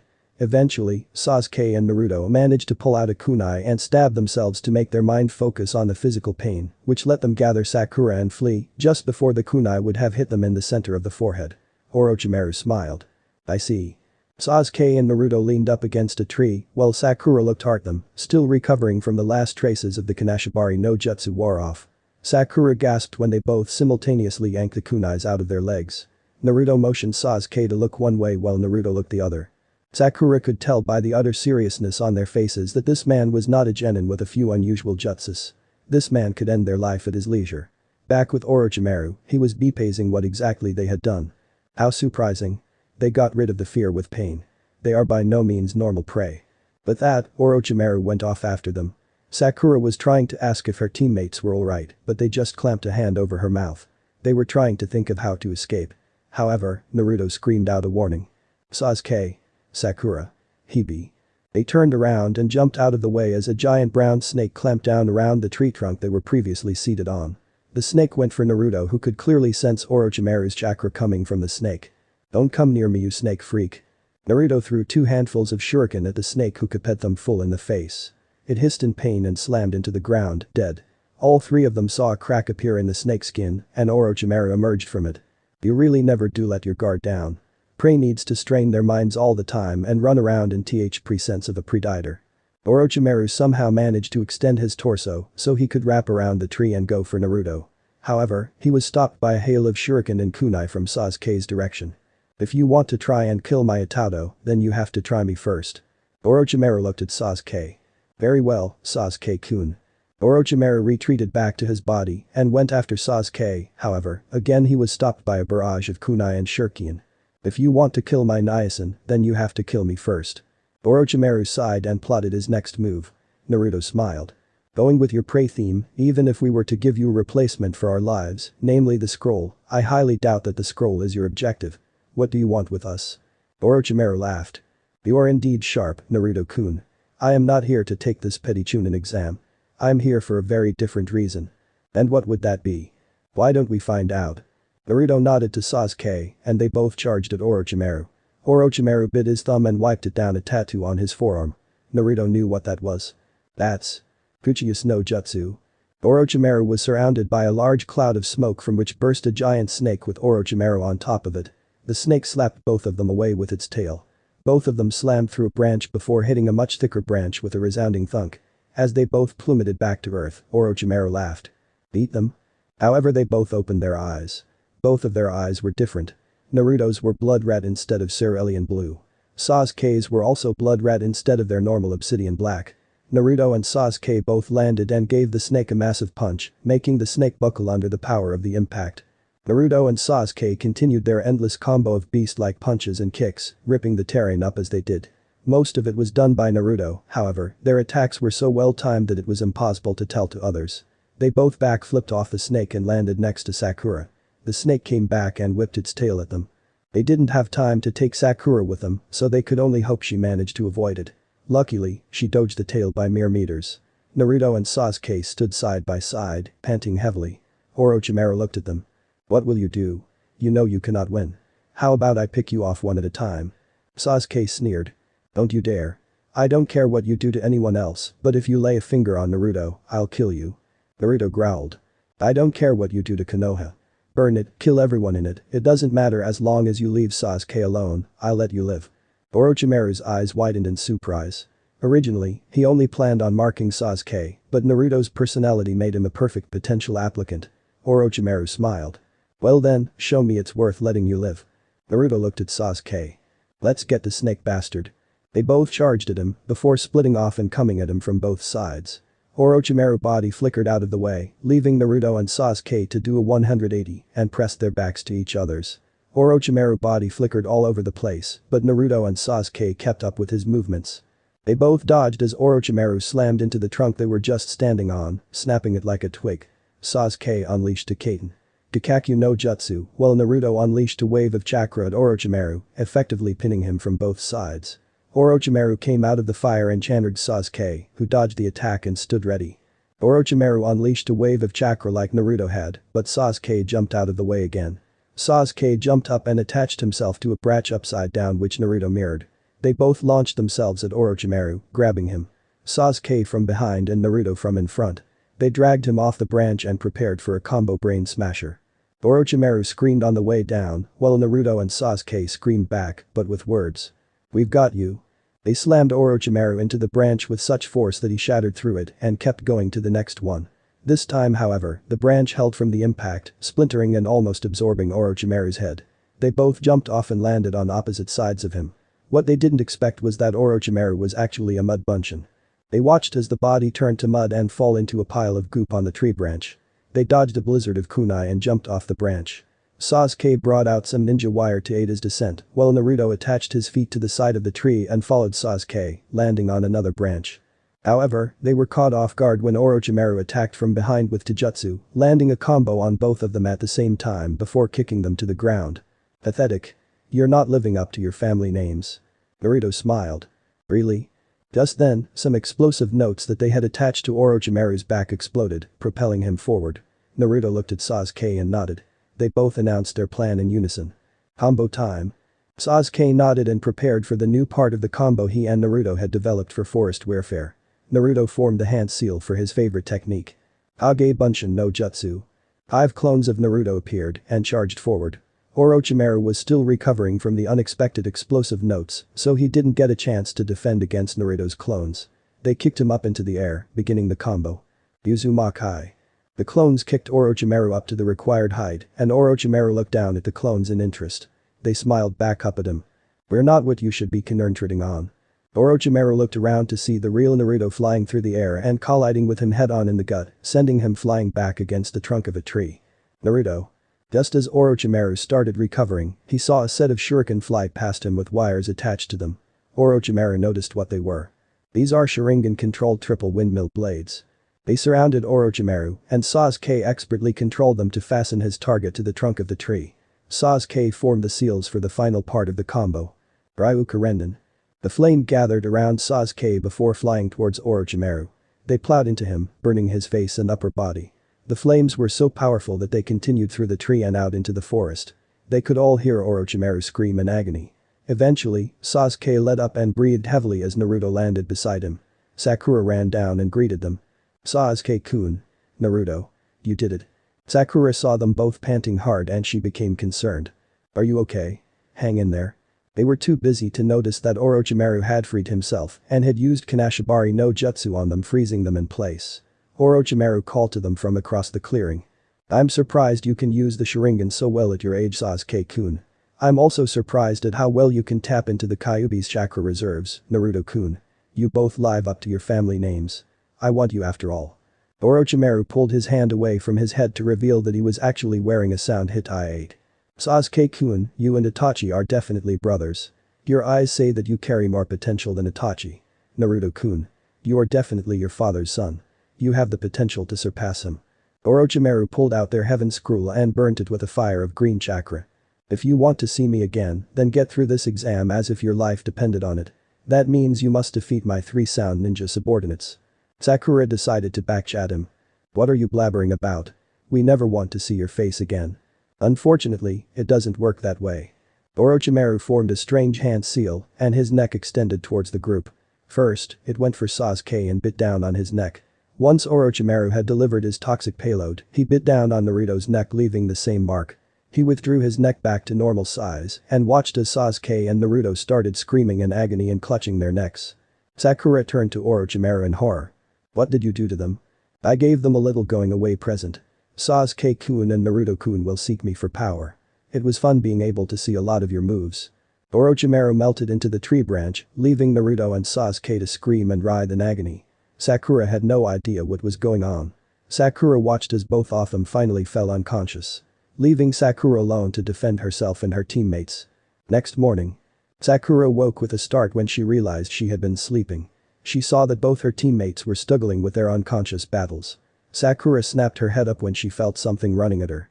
She saw it was a squirrel. Smiling, she watched the squirrel run towards her.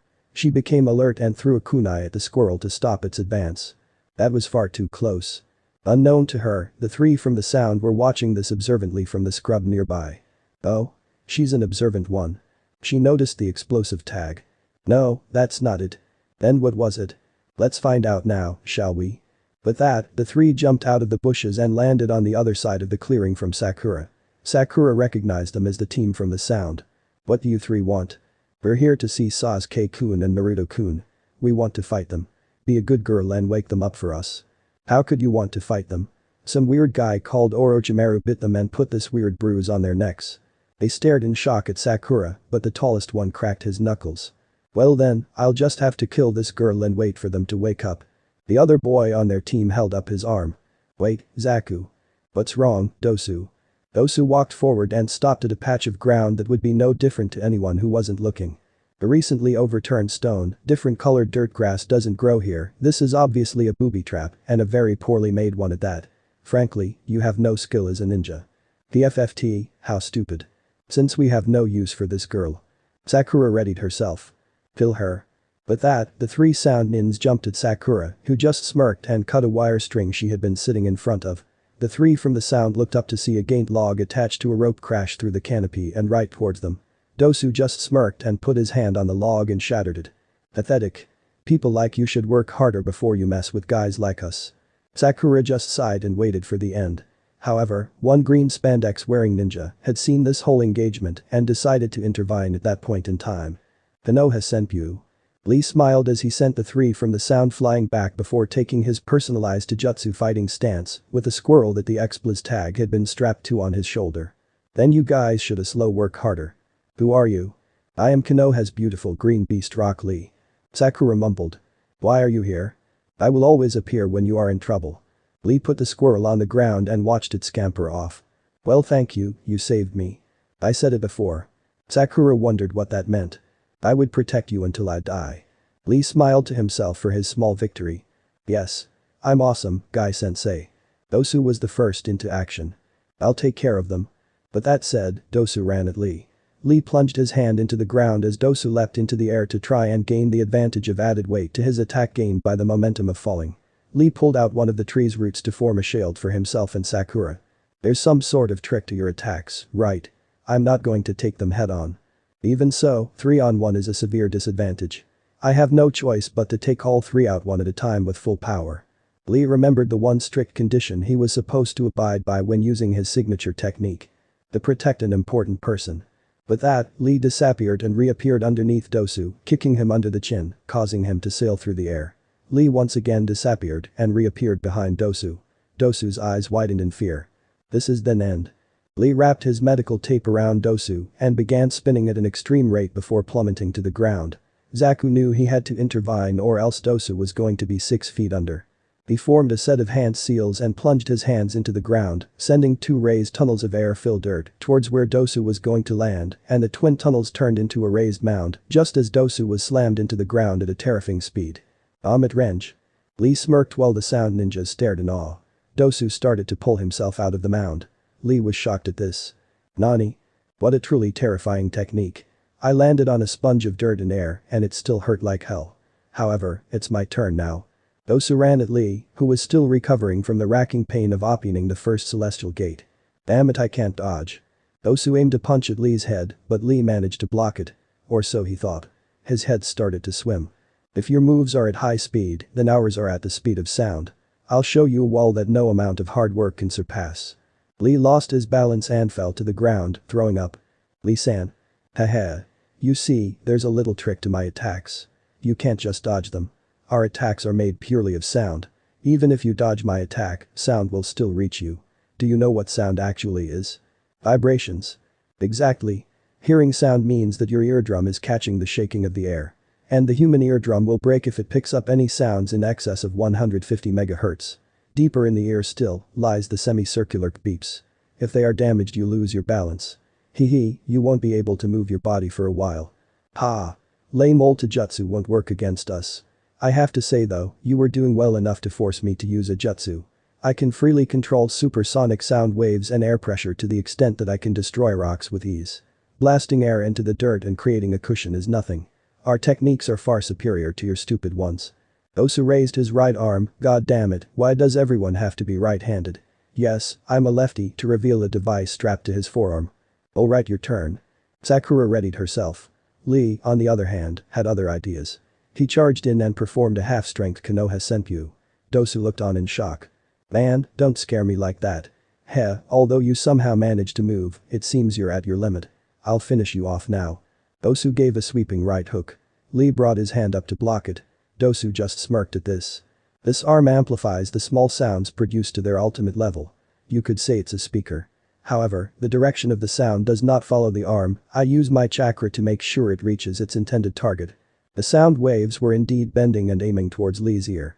When they hit the ear, Lee screamed and dropped to the ground. Dosu turned back to Sakura. "Now, let's finish this." Sakura suddenly got a burst of determination. She picked out some shuriken and kunai and threw them at Dosu. "I won't let you." Dosu just sighed. "Oh please." Unknown to them, Ino, Shikamaru and Choji were watching from some nearby bushes. Choji was the first to speak. "We should get out of here. They're too strong. It seems like Naruto and Sasuke are knocked out and now it's just Sakura against those three. Even Lee's been defeated. What will you do? What do you mean, what will I do? Well, you and Sakura used to be good friends, right? Ino took a little trip down memory lane to the time when Sakura had declared that they were rivals from now on. Why am I remembering that? Hey Ino. What are we going to do? What can we do? If we go out, we'll just be defeated. Sakura had just unleashed another wave of shuriken at Dosu. However, Zaku intercepted and blasted the shuriken back at Sakura, forcing her onto the ground. Just as Sakura was about to get back up, she felt someone appear behind her and yank on her hair. Sakura turned to see the female sound nin holding onto her hair. Much glossier than mine. If you have time to take care of your hair, then train some more, you female swine. Zaku, kill Sasuke in front of her. Sakura stiffened visibly at the mention of killing Sasuke. This did not go unnoticed by the female sound nin. Don't move. Sakura began to cry. I am still just getting in the way, always being protected. I can't stand it this time I thought that I have to protect those who are important to me. Zaku began walking over to Sasuke. Now shall we? Sakura knew this was her last chance to prove herself to Team 7. She pulled out a kunai. That won't work against me. Sakura just gave the female ninja a beepy smirk. What are you talking about? With that, Sakura used a kunai to cut her hair, releasing her from held in place. This shocked everyone beyond belief. I always said I liked Sasuke-kun. I used to always lecture Naruto, but all I ever did was watch your backs. Now, it's time for you two to watch my back. Zaku snarled and turned to his female teammate. Kin. Kill her. Kin responded by stabbing Sakura in the back with a kunai, only to find Sakura had used Kawarimi no Jutsu.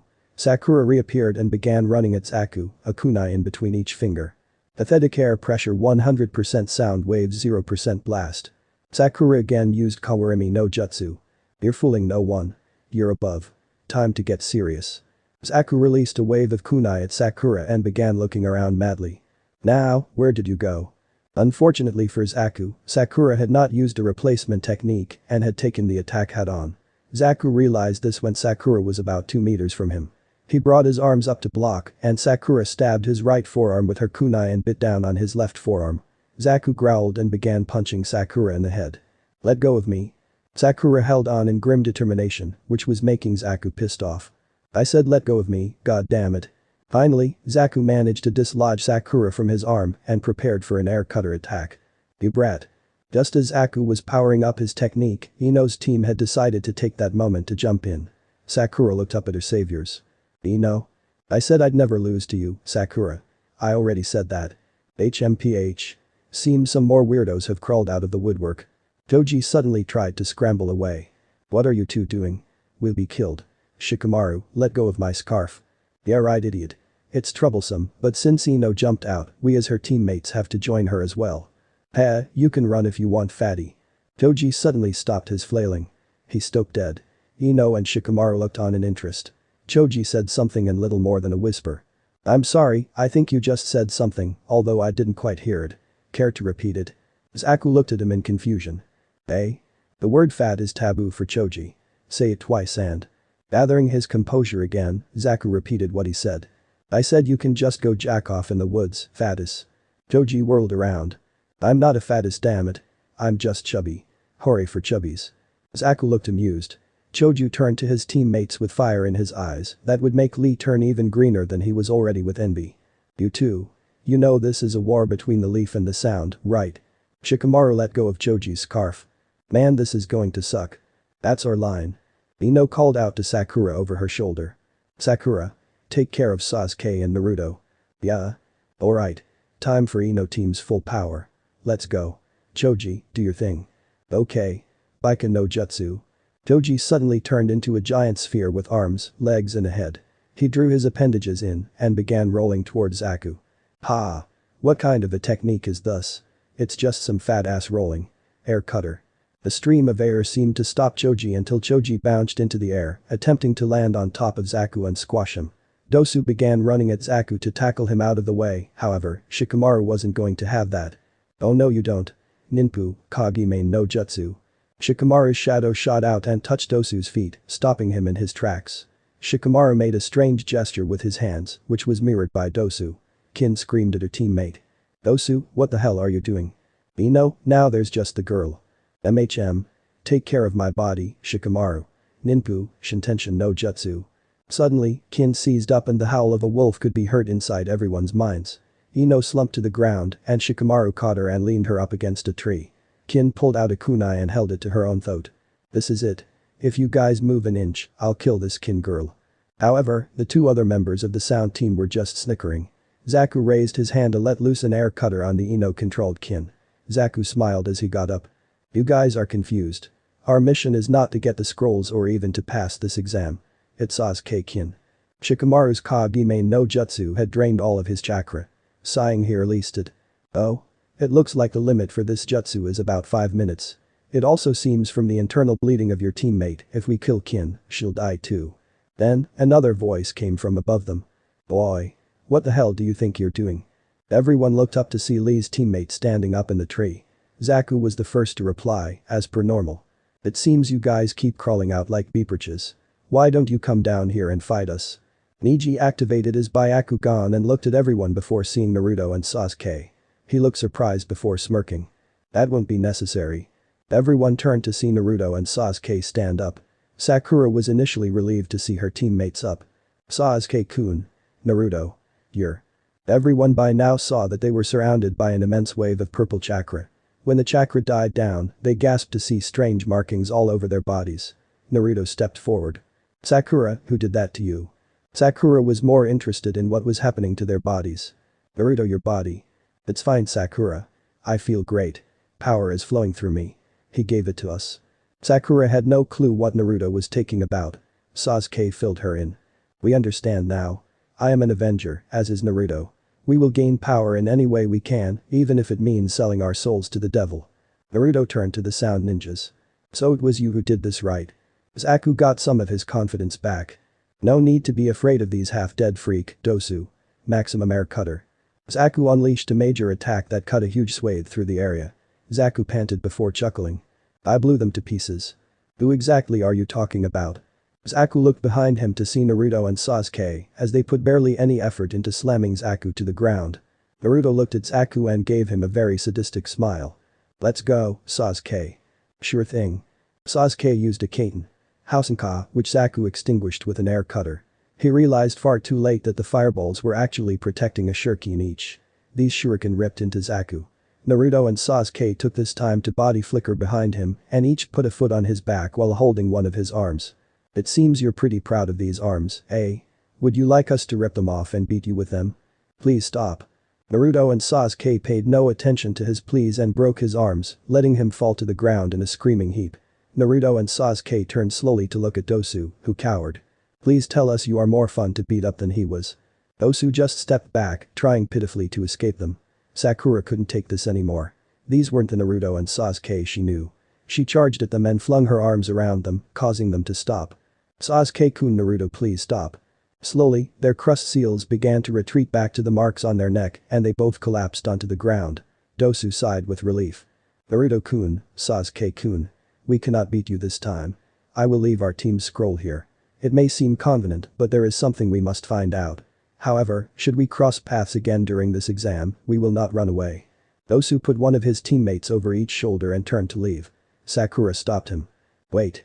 What did Orochimaru do to Sasuke-kun and Naruto? Why to them? Dosu shook his head. I truthfully don't know. We were simply ordered to kill them. Orochimaru never mentioned anything about marking them. Dosu jumped into the trees and disappeared, leaving the Konoha ninjas to sort things out. After they had discussed things, they split off to go their separate ways. Chapter end. Alright, that's it for today's video, guys. Let me know in the comments section how was the story, and also don't forget to like, share and subscribe. I will meet you in another video. Peace out.